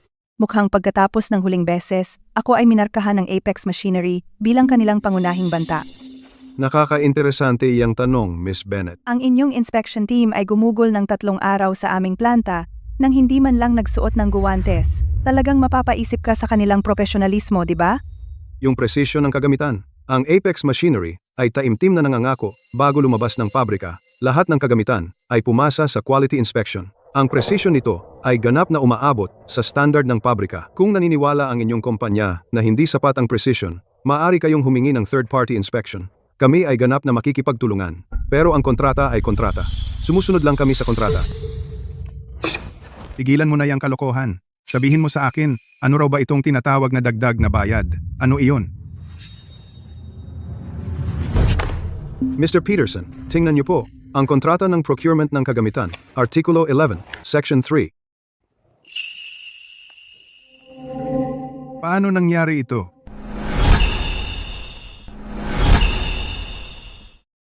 Mr. Peterson, tingnan mo mismo. Ang kontrata ng procurement ng kagamitan, Artikulo 11, Talata 3. Paano nangyari ito? Nakita na ninyong lahat ang kontrata. Nakasulat dito mismo. Ang 6 na unit na ibinigay namin sa inyong kumpanya, ang mga sentro ng makina ng CNC na may mataas na precision, bago umalis sa pabrika, lahat sila ay nakatapos ng pangunahing pagdibog. Kung ang inyong kumpanya ay nangangailangan sa amin na magbigay ng on-site na malalim na serbisyo sa pagdibog, kinakailangan ang karagdagang bayad. Bayad sa pagdibog. Paano naman ang integrasyon ng sistema ng software at ang joint debugging ng linya ng produksyon? Ang mga ito ay lahat ng supplier pangunahing serbisyo. Kasama ang mga pangunahing serbisyo na ito, hindi naman na hindi namin ibibigay ang mga ito. Ngunit nandoon, nakasulat, maliwanag na maliwanag, kung magbabayad kayo, ibibigay namin ang serbisyo. Sa puntong iyon, ang mga makina ay magagamit pa rin. Magkano ang gusto ninyo? Ayon sa aming kalkulasyon, ang bayad sa serbisyo ng pagdebug para sa 6 na makina ay umaabot sa kabuuang 5,280,000 piso. 5,280,000 piso? Ikaw, Walang ibang paraan. Sumusunod lang kami sa kontrata. Ang mga nauugnay na probisyong ito ay pinirmahan niyang inyong kinatawan sa paglagda, si Mia. Siya ang nag-apruba. Mia, tingnan ko nga. Anong klaseng kontrata ang pinirmahan mo? Ako. Mr. Peterson, binasa ko ang kontrata, ngunit akala ko ito ay ang karaniwang serbisyo sa pagdebug. Akala ko. Akala mo? Anong kabuluhan yan? Tingnan mo ito. Tingnan mong mabuti. Dekada na akong nasa negosyo at hindi pa ako nakakita ng ganyang kalokohang kontrata. Tingnan mo ang ginawa mo. Akala ko. Akala mo? Anong silbi ng pag-iisip dyan? Tingnan mo to. Tingnan mong mabuti. Ilang taon na akong nasa negosyo at hindi pa ako nakakita ng kontratang ganyan kakupal. Tingnan mo ang ginawa mo. At sinasabi ko sa iyo, Mia, kung mapilitan tayong magbayad ng anumang karagdagang bayarin, isasakas kita sa korte. Babayaran mo ang bawat sentimo. Kasalanan ko ba yan? Sinabi mo sa akin na tingnan ito. Bakit hindi mo na lang binasa mismo?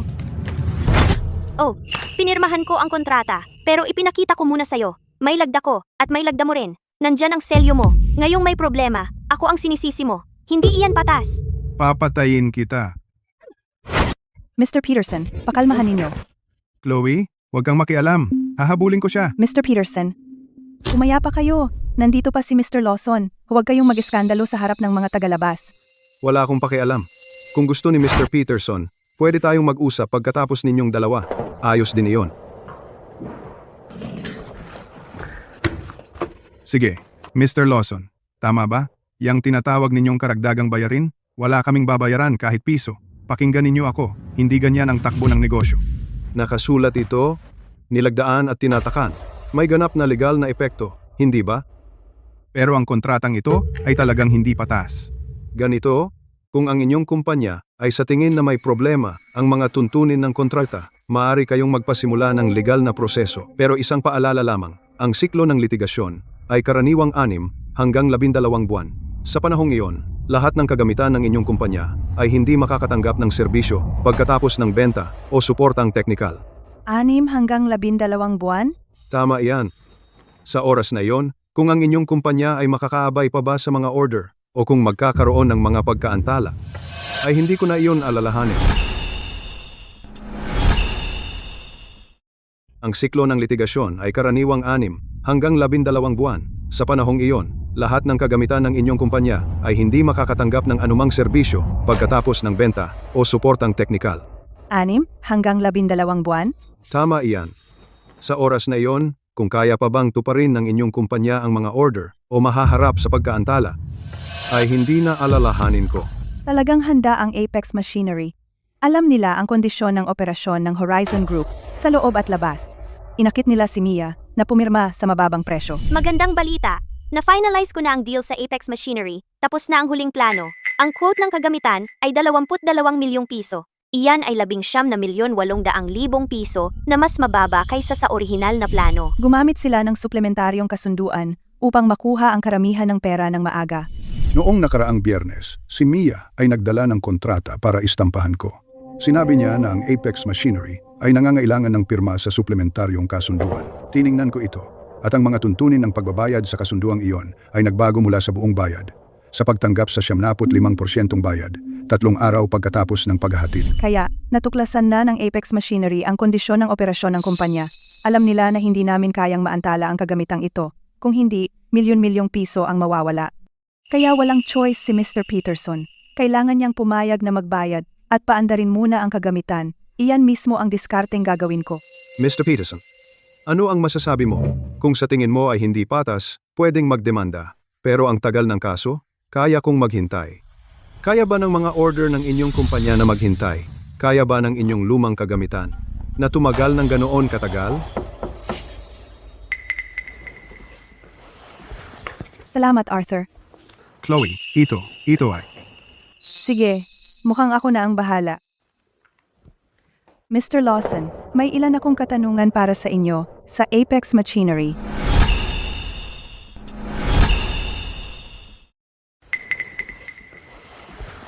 Salamat, Arthur. Chloe, well, ito ay. Alam mo na. Sige, mukhang turn ko na ngayon. Mr. Lawson, sa totoo lang, may ilan akong katanungan para sa Apex Machinery, partikular na. Miss Bennett. Sige, magpatuloy ka. Yung 6 na bagong makina ng kumpanya ninyo, lahat sila may dagdag na letrang K sa nameplate. Ayon sa katalogo ng produkto ninyo, ang batch na ito, well, mga refurbished unit lahat iyon. Tama ba ako? Miss Bennett, tingnan mo, ang kontrata natin ay walang sinasabi tungkol sa anumang requirement sa modelo, hindi ba? Sige na nga. Pagkatapos bayaran ang taunang bayad at ang bayad sa pagdebug, ang mga makinang ito ay gagana ng maayos. Kita mo?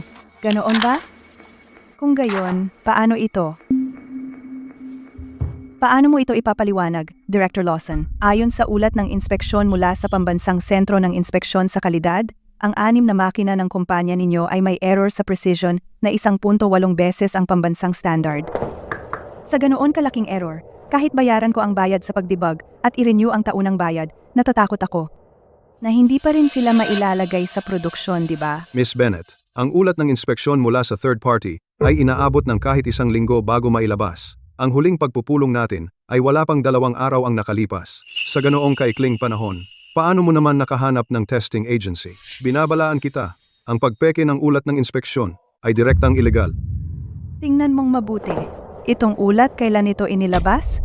Isang linggo na ang nakalipas? Ibig mong sabihin, nung dumating ang mga makina, naghanda ka na agad?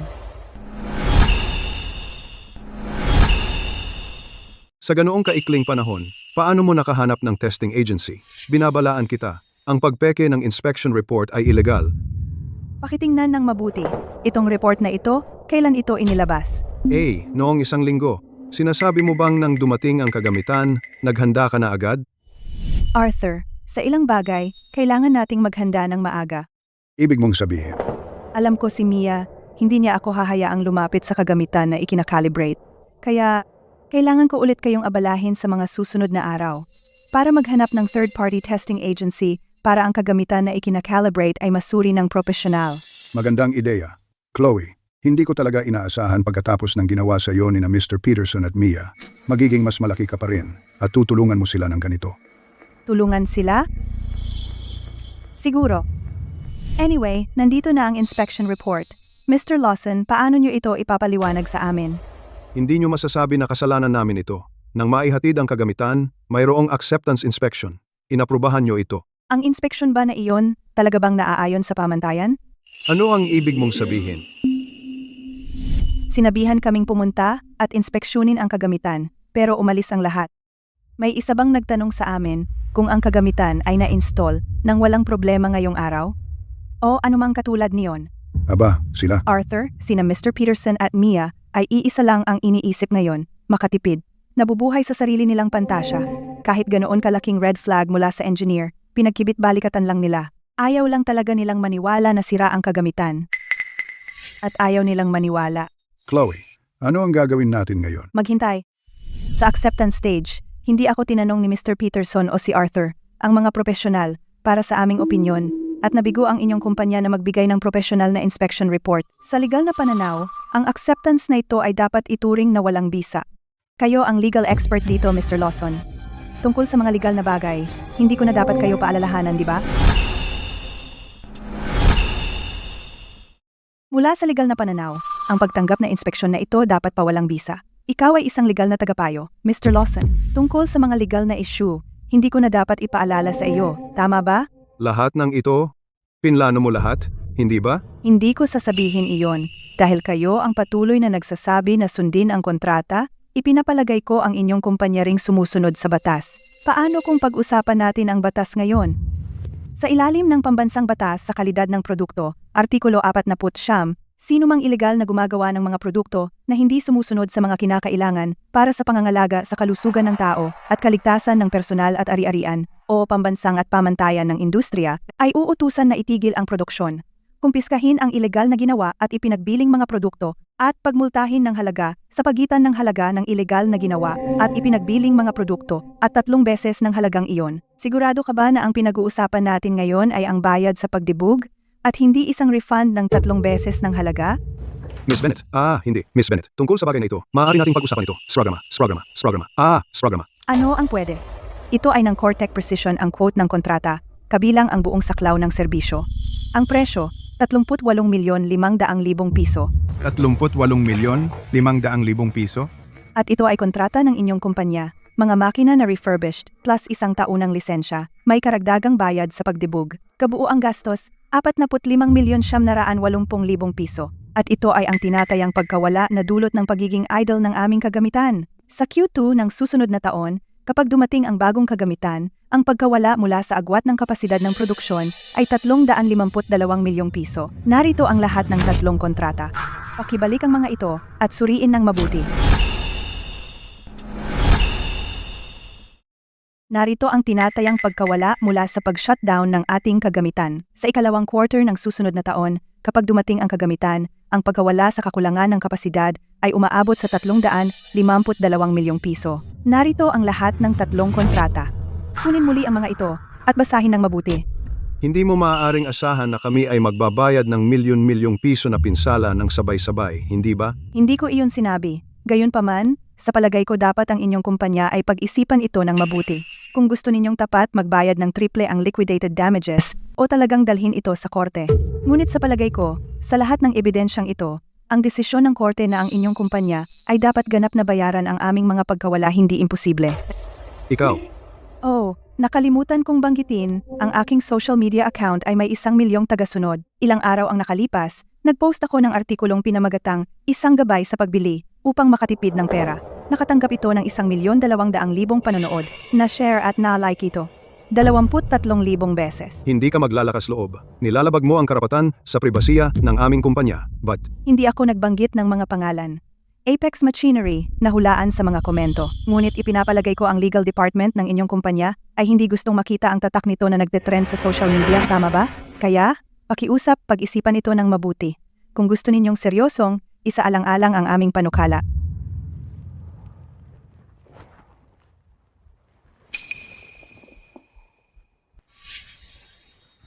sumasang-ayon kami. Babayaran namin ang inyong kumpanya ng triple na kabayaran. Mahusay, nagawa natin. Chloe, talagang nagawa mo ito. Mahusay, napakahusay.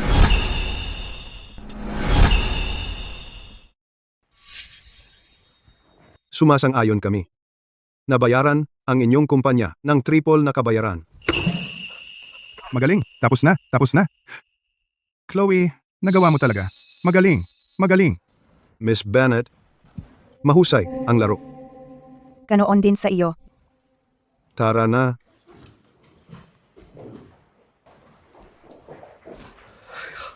Chloe, ang galing mo. Alam ko na, ikaw ang pinakamaaasahan. Noong pinaghinalaan mong kumukuha ako ng suhol, bakit hindi mo sinabi noon na ako ang pinakamaaasahan? Mga negosyante, napaka-ipokrita. Chloe, Ano pa ang gusto mo? Umalis ka dito. ako lang. Gusto kong sabihin. Pasensya na. Pasensya na. Chloe, hindi talaga ako naglalayong targetin ka noon. Noong panahon na iyon, naisip kong talagang kumuha ka ng suhol. Hindi ko inaasahan, Mia. Noong kinuwestiyon mo ako sa harap ng lahat, ang kontrata na hawak ko ay para sa 41,800,000 piso. Ang tinatawag na average price na 24,200,000 piso na iyong hinanap. Saan mo nakuha iyon? Ago, Magsalita ka. search it. 8 na akong taon sa procurement. Gumamit ka ng presyo na nahanap mo sa search it para kuwestiyonin ako. Akala mo nakasave ka sa kumpanya ng 19,800,000 piso, pero hindi mo alam na talagang sobra kang nagbayad ng 7,400,000 at 80,000 piso para sa isang grupo ng mga refurbished units. At ginastos mo kami ng mahigit 3 buwan ng production engineering at mahigit 330,000,000 piso sa pagkawala ng order. Pero okay lang. Sa resume mo, may isa ka pang achievement. Tama ba? Matagumpay na nakasave sa kumpanya ng 19,800,000 piso sa isang order. Akala mo ba talaga na ito ay achievement? Pero okay lang iyon. May isa ka pang achievement sa resume mo ngayon? 'Di ba? Nakatipid ka ng kumpanya ng isang order na nagkakahalaga ng 19,200,000 piso. Akala mo ba talaga iyon ay achievement? Pasensya na. Pasensya na talaga. Pasensya na. Hindi mo kailangang humingi ng tawad sa akin. Ang workplace ay hindi paaralan at walang obligasyon na tanggapin ang iyong mga apology at ayusin ang lahat para sa iyo. Pasensya na talaga. Ikaw, tumigil ka diyan. Ang bilis mo. Namang tumakbo. Kung hindi lang naayos ang problema, hindi ko siya palalampasin. Hindi pa naayos ang problema. Anong ibig mong sabihin? Sa ngayon, ang Apex Machinery ay pumayag lang na magbayad ng kompensasyon sa atin, pero ang kagamitan, hindi pa rin naresolba ang problema sa kagamitan. Kung walang kagamitan, maaantala pa rin ang order, at haharap pa rin ang kumpanya sa milyon-milyong piso na pagkawala ng order. Chloe, yung kontrata sa Cortec Precision, naaalala mo, di ba? Oh, 41,800,000 piso kasama ang buong warranty. Maaari pa ba nating pirmahan niyon ngayon? Pwede pa, pero hindi na sa ganoong presyo. Magkano ba ang gusto nila? Magkano ba ang gusto nila? 46,200,000 piso. 46,200,000? Bakit naman? Hindi naman gaanong katagal. Ang Cortec Precision ay sinasamantala ang ating problema? Mr. Peterson, ang 41,800,000 ay presyong magkaibigan, samantalang ang 46,200,000 ay presyo sa merkado, walang kaibigan at walang dagdag. Pagkatapos ng lahat, ang pagkakaibigan natin sa Cortec Precision ay tuluyan nang natapos ng pinakancel ni Mia ng unilateral ang kontrata. Pagkatapos ng lahat, ang pagkakaibigan natin sa Cortec Precision ay natapos ng padalhan mo si Mia ng unilateral para kanselahin ang kontrata. Tapos na talaga iyon. Hindi ko talaga naisip noong panahong iyon. Iwan. Ang pag-usapan iyan ngayon ay hindi makakatulong. Tama. 47,300,000 piso. Gawin na nating 47,300,000 piso. Pagkatapos ng lahat, ang Apex Machinery ay pumayag na magbayad ng triple na kompensasyon. Sa tingin ko, tiyak na magkakaroon tayo ng sapat na pera. Chloe, kontakin mo sila ngayon. Tungkol naman sa Cortec Precision, ipirmahan na natin ang kontrata agad. Ano sa tingin mo? Mr. Peterson, sa tingin mo ba talaga ay sapat na iyon? Ano na namang problema? Kung pipirma tayo ng kontrata ngayon at kukunin ang kagamitan, makakaya pa natin sa tamang oras. Iyon ay dati. Ngayon, ang Cortec Precision ay nakakuha kamakailan ng malaking order sa Timog Region. Ang buong kumpanya ay malamang abala sa Timog Region na pagpapalawak ng negosyo. Pagpapalawak sa Timog Region? Paano biglang nakuha ng Cortec ang napakalaking proyekto? Sino ang may alam? Ang kagamitan natin? Ang kapasidad ng produksyon ng Cortec Precision ay maaaring nakareserba na hanggang Q2 ng susunod na taon. Kahit pumirma tayo ng kontrata ngayon, ang bagong kagamitan ay hindi darating hanggang kahit kalagitnaan ng susunod na taon. Ano? Arthur, hanggang kailan pa kaya makakayanan ng lumang kagamitan natin? Sa pinakamatagal, hanggang Marso ng susunod na taon. Susunod na Marso.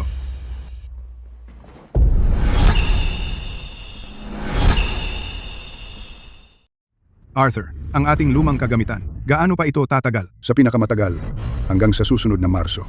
Susunod na Marso? Susunod na Marso? Ibig sabihin, kung mag-order tayo ngayon, ang kapasidad ng produksyon para sa unang kalahati ng susunod na taon, hindi man lang maabutan. Tama iyan. Paano ito nangyari? Imposible. Paano ito nangyari? Iyon ay milyon-milyong piso ang nawala. Ang kumpanyang itinayo ko sa lahat ng pagsisikap ko. Ay magwawakas ng ganito? Paano ito nangyari? Milyon-milyong piso ang nawala. Chloe, alam ko may paraan ka, di ba? Malapit ka sa Cortec. Mangyaring gumawa ka ng paraan? Pwede? Chloe. Mr. Peterson, wag mo si Chloe ilagay sa alanganin. Para sa mga bagay na umabot dito, biktima rin siya. Teka. Lumabas ka. Ayaw kong maniwala na tapos na para sa akin.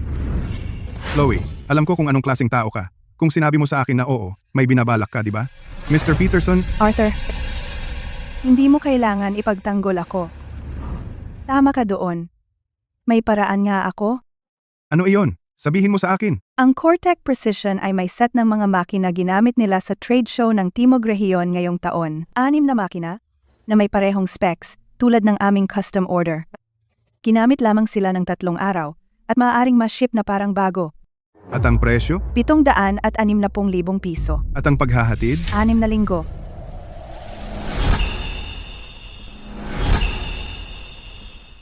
Anim na makina. Pareho ng specs sa mga custom natin, magkaparehong configuration. 3 araw lang inabot, pwedeng ibenta bilang bagong unit. Paano naman ang presyo? 760,000 dolyar. At ang delivery time? 6 na linggo. Galing. Chloe, bakit hindi mo ako sinabihan agad? Ito ang makakapagligtas sa kumpanya. Dahil ang mga demo machine na iyon ay nangangailangan ng espesyal na pahintulot ni Mr. Harrison mula sa Cortec Precision. Hindi ito isang bagay na kayang ayusin ng isang tagapamahala ng pagkuha na katulad ko. Ang mga demo machine na iyon ay nangangailangan ng espesyal na aprobasyon ni Mr. Harrison, Si Mr. Harrison ay... GM ng Timog Rehiyon para sa Cortec Precision. At isa ring kaibigan na kilala ko sa loob ng 5 taon. Ah, ganun ba? Kaya pumayag siyang ilipat ang mga demo machine dahil sa koneksyon mo. Tama ba? Chloe, makinig ka. Pwede ba akong umupo at makipag-usap ng personal kay Mr. Harrison? Handa akong mag-alok ng magandang deal sa Cortec. Pumayag kaya siya? Pumayag kaya? Sabi niya pinagkakatiwalaan niya ako. Ngayong tapos na ang krisis, hindi niya ako ibabalik sa posisyon.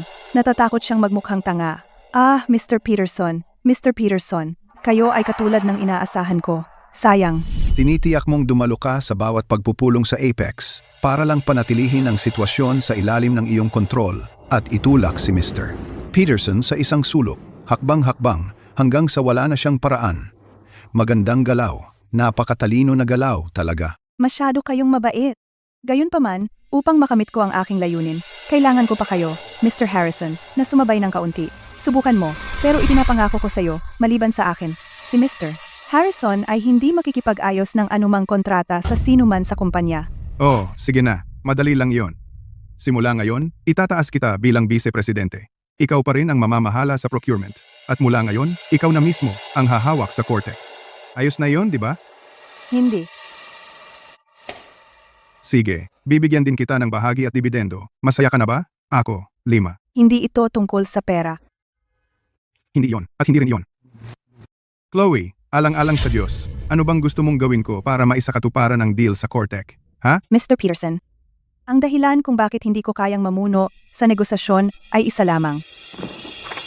Mr. Peterson, magbibitiw na ako. Anong sinabi mo?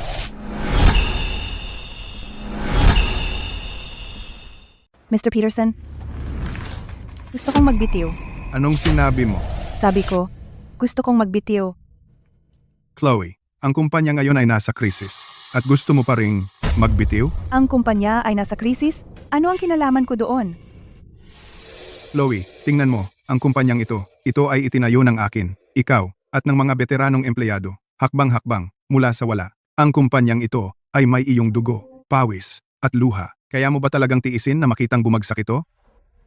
Mr. Peterson, kaya naaalala mo, tayo ang mga nagtatag. Noong inakusahan mo ako ng pagtanggap ng kickback at sa publiko mong tinanggal ako sa posisyon ko, naisip mo ba na ako ay isang founding member na lumaban para sa kumpanyang ito sa loob ng 6 na taon?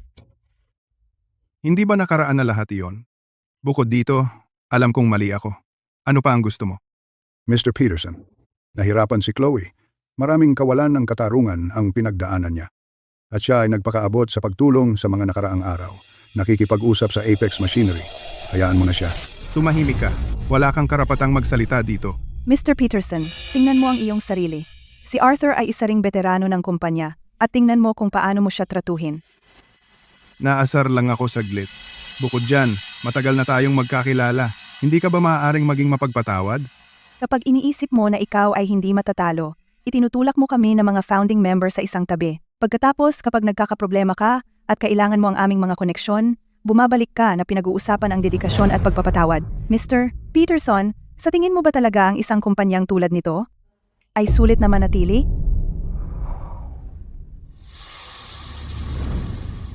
Chloe, tama si Arthur. Kung nagpasya kang magbitiw ng mas maaga, Hindi ka sana nagpakaabot dito sa mga nakaraang araw. Sabihin mo sa akin, ano ba talaga ang gusto mo? Gusto kong malaman mo na ang isang tunay na may kakayahang tao ay hindi isang taong maaari mong gamitin at itapon kahit kailan mo gusto. Siya? Ano ba talaga ang gusto mo? Hayaan mong linawin ko ang isang tunay na may kakayahang tao. Hindi lang basta-basta tao na pwede mong gamitin at itapon kung kailan mo gusto. Okay. Si. Nakuha ko. Kasalanan ko dati. Hindi dapat kita sinisi. Masaya ka na? Mr. Peterson, Arthur, pwede kang lumabas muna. Gusto kong makipag-usap ng pribado kay Chloe. Chloe, lahat tayo magkakilala ng napakatagal. Tigilan na natin ang kalokohan at dumiretso sa punto. Nagkaroon ka ng lakas ng loob na harapin ako ngayon at hayagang sinabi sa akin kung paano mo nalaman ang tungkol sa kagamitan. Itong bagay. Alam ko gusto mo ring na makakuha ng bahagi nito. Sige, ano ang presyo mo? Sasang-ayon ako sa kahit ano. Diretso sa punto. Gusto mong tulungan ko ang kumpanya na makipag-ayos sa kontratang ito. Mayroon akong 3 kondisyon. Si.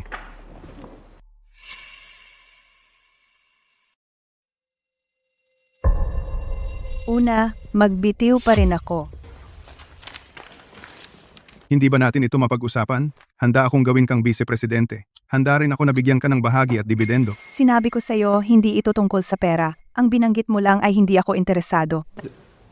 Sige, kahit pumayag ako na magbitiw ka, kapag wala ka na, paano mo kakatawanan ang kumpanya upang makipag-ayos sa Cortec Precision? Pinagkakatiwalaan nila ako ng personal, hindi ang tatak ng kumpanya. Ang una kong kondisyon ay na ang kontratang ito sa pagkuha ay dapat naganap na pangasiwaan ni Arthur. At ako ay lalahok bilang isang panlabas na consultant. Ang bayad sa pagkonsulta ay sisingilin sa pamantayang rate ng industriya. Pamantayang rate ng industriya? Ano ang pamantayang rate ng industriya? $2,000 kada oras. 2,000 kada oras? Bakit hindi ka nalang mang-hold up ng bangko? Pinagkakatiwalaan nila ako, hindi ang pangalan ng kumpanya. Ang una kong kondisyon ay para sa kontratang ito ng procurement, si Arthur ang dapat na mamahala ng buo, at ako ay sasali bilang isang external consultant. Ang bayad sa konsultasyon ay sisingilin ayon sa standard ng industriya. Standard rate ng industriya? Ano raw ang ibig sabihin yan? $2,000 kada oras. 2,000 kada oras? Nababaliw ka na ba, Chloe? Bakit hindi ka nalang magnakaw sa bangko? Chloe, alam na alam mo ang kalagayan ng kumpanya natin. Sa uri ng ating trabaho, bihira tayong magkaroon ng maraming pera sa libro. Wala tayong ganyang cash flow. Ganoon naman talaga. Pero sa ngayon, pumayag naman ang Apex Tech na magbayad ng triple damages, hindi ba? Ang perang iyon, pagkatapos bayaran ang order ng Cortec, ay sobra-sobra na. Sapat na sapat para mabayaran din ang consulting fee ko. Naiintindihan ko na. Plano mo na pala to lahat, di ba? Kaya pala nagsumikap ka na pilitin ang Apex Machinery na magbayad. Kaya ganito pala ang motibo mo. Kung hindi ako nakialam, walang magiging compensation. Kaya ang pagbibigay ng perang ito sa akin ay makatarungan lang, di ba? Deal. Pumapayag ako. Pangalawang kondisyon? Sige, magpatuloy ka. Ang pangalawa kong kondisyon ay gusto kong magpatawag ka ng isang pulong para sa buong kumpanya at linawin sa publiko ang totoo tungkol sa procurement na ito at humingi ng tawad sa akin sa harap ng lahat. Ano ang sinabi mo? Gusto mong humingi ako ng tawad sa iyo sa harap ng lahat? Tama yan. Ako ang boss. Humingi ng tawad sa publiko sa isang empleyado? Saan ko ilalagay ang mukha ko? Paano ako makakapamahala sa team pagkatapos niyan? Pero noon, tinanong din ako ni Mia sa pulong ng kumpanya. Inaakusahan ako sa publiko na kumukuha ako ng kickback na may problema raw ang aking quote. At ikaw, sa harap ng lahat, tinanggal mo ako sa posisyon ko. Chloe, ang procurement na ito ay proyekto mo simula pa lang. Ano bang nangyayari? Mr. Peterson, hindi ko naman tina-target si Chloe. Pakiramdam ko lang ang pera ng kumpanya, pera pa rin yan. Bawat sentimo ay dapat magastos ng tama. Mabuti naman, at may mga ideya ang mga kabataan. Dahil sobra kang kumpiyansa, ang procurement na ito ay iyong responsibilidad. Chloe, ipakilala mo ang mga file kay Mia. Dahil sa inyong dalawa, mayroon pa ring mga tao sa kumpanya na nag-iisip na sa procurement, nandaya ako ng pera. Hindi ba dapat linisin ninyo ang pangalan ko sa publiko at humingi ng tawad sa akin ng hayagan? Dahil sa inyong dalawa, ang mga tao sa kumpanya hanggang ngayon ay iniisip pa rin na noong gumagawa ako ng procurement, kumuha ako ng pera. Hindi ba dapat linisin ninyo ang pangalan ko sa publiko at humingi ng tawad sa akin? Ang reputasyon ko, hindi ba? Mr. Peterson, mas mahalaga ba ang sarili mong reputasyon o mas mahalaga na hindi mawalan ang kumpanya ng milyon-milyong piso na mga order? Kailangan mong pag-isipan ito ng mabuti. Ipinapangako ko sa'yo, ipinapangako ko, okay? Ayun naman, Mr. Peterson. Edo? Uminom ka ng tubig at pag-usapan natin ng mahinahon. Chloe, kung ganyan ka kadesperado, huwag mo akong sisihin sa susunod. Kapag naayos na ito, titiyakin ko na hindi ka na makakapagtrabaho sa industriyang ito. Ang pangatlo kong kondisyon ay kapag naresolba na ang mga isyu sa bagong kagamitan, gusto kong ilipat mo ang pagmamay-ari ng kumpanya sa akin. Ano ang sinabi mo? Sinabi ko, gusto kong ilipat mo ang pagmamay-ari ng kumpanya sa akin. Nanaginip ka.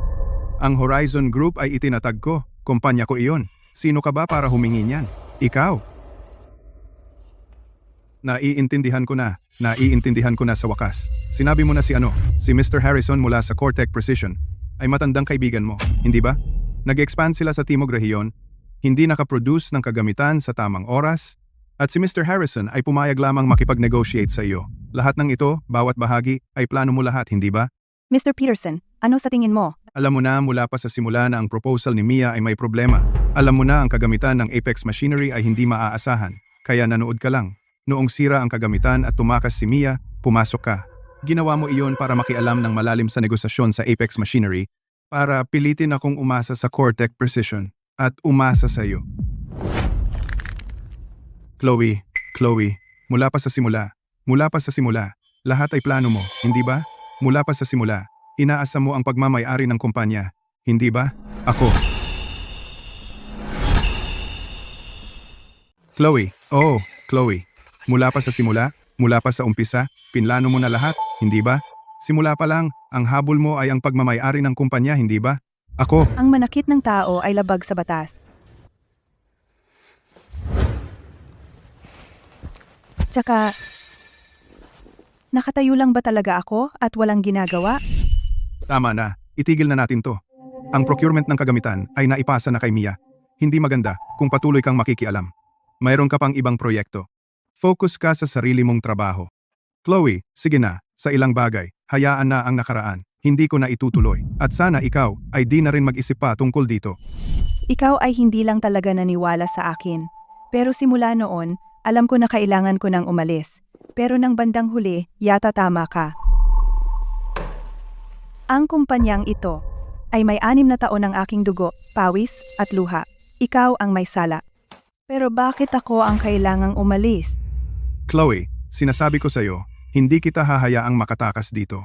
Kahit kailangan kong magdeklara ng pagkabangkarote, hindi ko ibibigay ang kumpanya sa'yo. Kung wala ako at ang mga makina ng Cortec, maaantala ang mga order ng kumpanya. Sa tingin mo ang pagdedeklara ng pagkabangkarote ay katapusan na? Iyan ay milyon-milyong pisong utang. Mr. Peterson, kaya mo ba? Yang hawakan?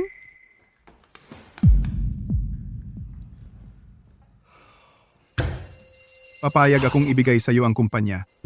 Pero ano ang mapapala ko? Ikaw na mismo ang nagsabi, hindi ba? Pwede ba tayong magkasundo?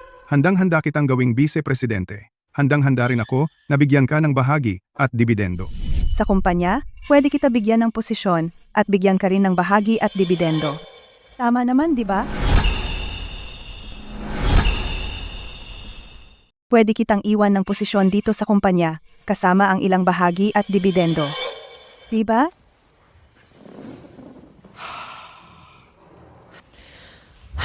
May hangganan ang pasensya ko.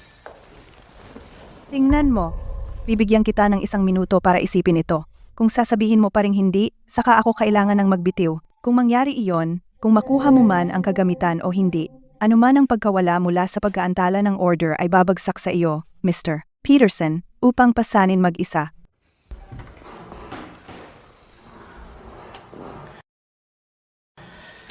Sampu, 9, 8, 7, 6. Sige, pumayag ako. Okay? Matalinong desisyon. Pirmahan mo.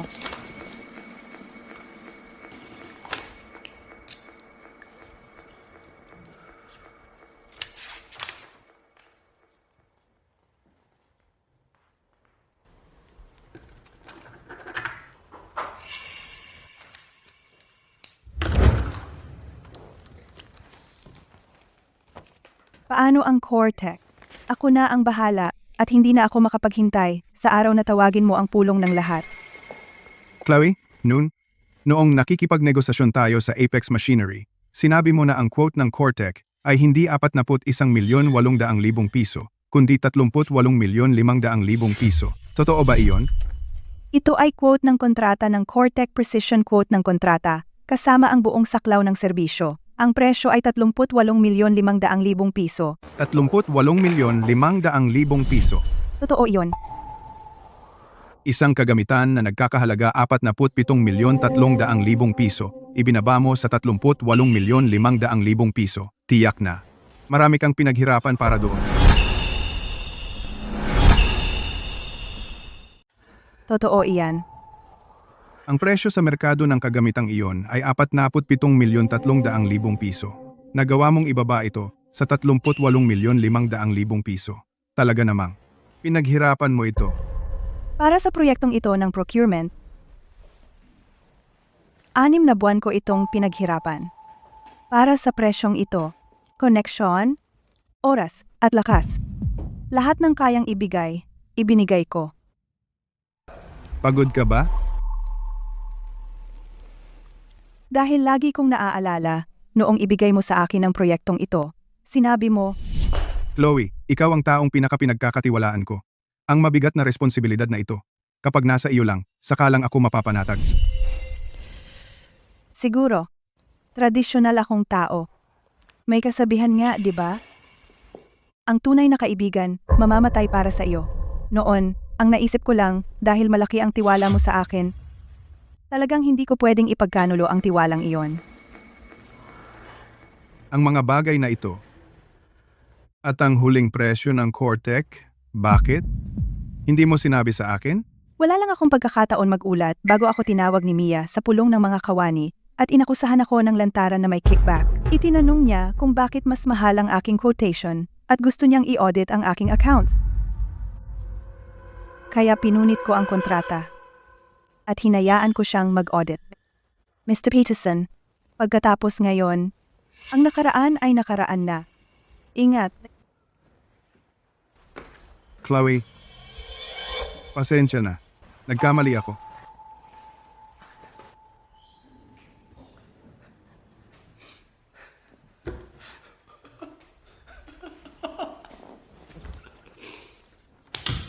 Bakit ako naging ganoon kabobo?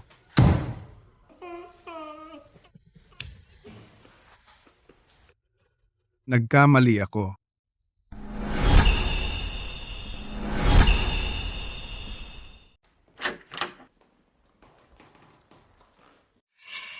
Hindi ba si Chloe ay nagbitiw kalahating buwan na ang nakalipas?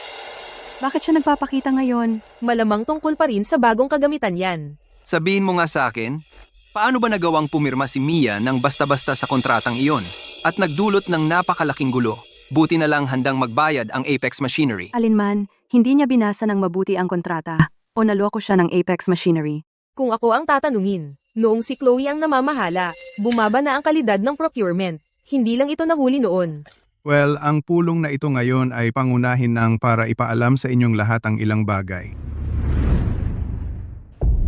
Tulad ng alam ninyo, 3 buwan na ang nakalipas, nagpasya ang kumpanya na bumili ng isang batch ng bagong kagamitan. Ang taong namamahala noon ay si Chloe. Ang kanyang quotation ay 41,800,000 piso. Mamaya, nagpasya ang kumpanya na ipaubaya ito sa ibang kasamahan. Sa huli, ang presyo ng kontratang napirmahan ay 22 milyong piso. Sa paningin, nakatipid tayo ng 19,800,000 piso. Ngunit, sa totoo lang, ang katotohanan ay, ang batch na iyon ng kagamitan ay isang grupo ng mga refurbished na makina. Hindi man lang sila makasapat sa ating pangangailangan sa produksyon. Dagdag pa ang mga karagdagang gastos na sumunod. Umakyat ang kabuuang gastos sa 44 na milyong piso. Ang responsibilidad para rito ay nasa akin, ng buo. Sa totoo lang, yung batch ng mga kagamitan ay pawang mga refurbished unit. Imposibleng matugunan nila ang ating mga pangangailangan sa produksyon.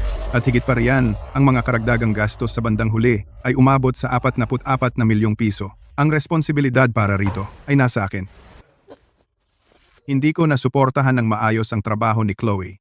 Nang walang ginagawang anumang investigasyon, pinaniwalaan ko lang ang mga numero. Muntik ko nang ipahamak ang kumpanya ng milyon-milyong piso dahil sa pagkawala ng order. At naakay ko ang maraming kasamahan na magkaroon ng maling pagkaunawa kay Chloe. Kaya hayaan ninyo akong humingi ng tawad kay Chloe. Pasensya na.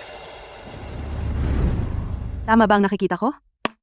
Si Mr. Peterson ay humingi ng tawad kay Chloe sa publiko. Hindi ko talaga inaasahan iyon.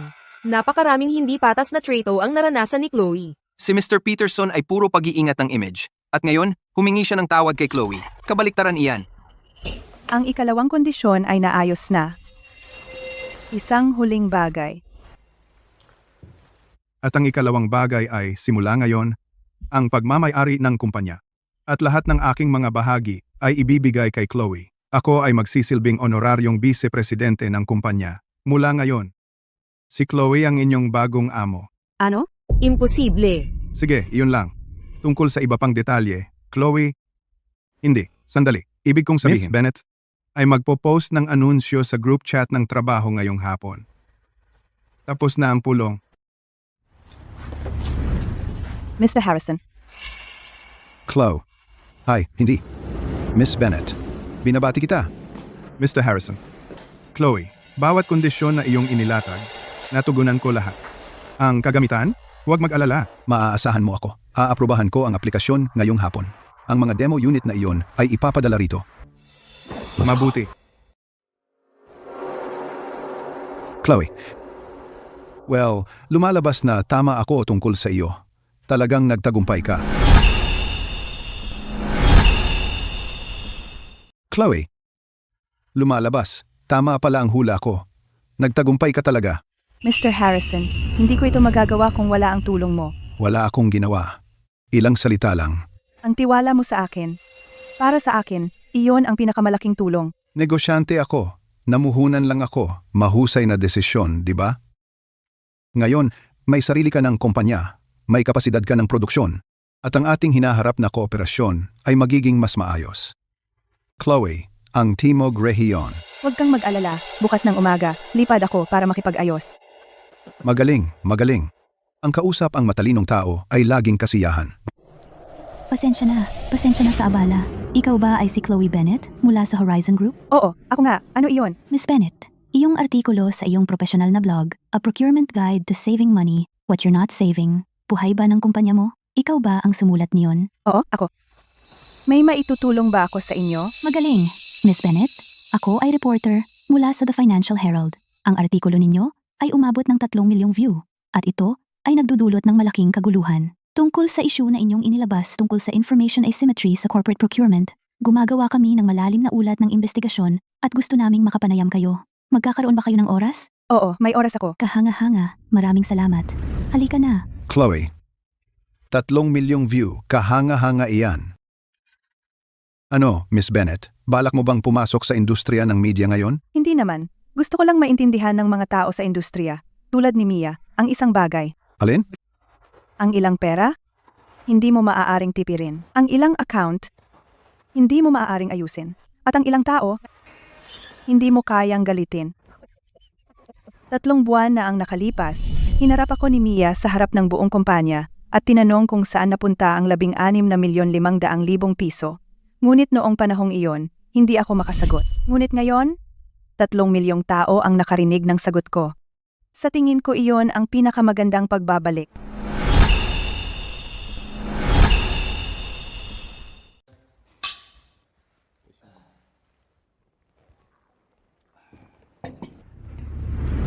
Ngayon, nagtitipon tayo dito upang ipagdiwang 2 bagay. Una, mainit na pagbati sa CoreTech Precision at Horizon Group ni Ms. Bennett para sa magkasamang pagdadala ng plano sa pagpapalawak ng Timog Rehiyon sa matagumpay na pagkakatapos.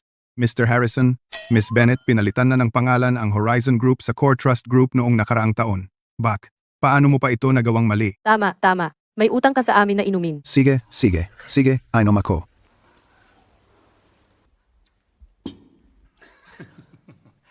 Ang pangalawang bagay ay batiin ang Core Trust Group ni Ms. Bennett sa opisyal na pagiging pampublikong kumpanya. Isang round ng palakpakan. Miss Bennett, magsalita ka ng kaunti. Kaunting mga salita. Sige, magsalita ka ng kaunti. Sige, ngayon magsasalita lang ako ng kaunti. Chloe, ako si Mia. Nakita ko ang artikulong iyon ng The Financial Herald. Binanggit nito ang iyong kumpanya. Hindi nito pinangalanan ang mga tao, pero alam ng lahat sa industriya na ako iyon. Noong nakaraang buwan, nagbitiw ako ulit at wala pa akong nahanap na bagong trabaho. Chloe, galit ka ba sa akin noon? Nakaraan na iyon. Kaninong mensahe iyon? Mahalaga ba ito? Walang importante. Lahat, sa nakaraang 3 taon, ang aking mga nagawa hindi magiging posible kung wala ang inyong tulong. Sa pasulong, pamumunuan ko ang lahat upang maabot ang mga bagong taas at gumawa muli ng kasaysayan. Tagay.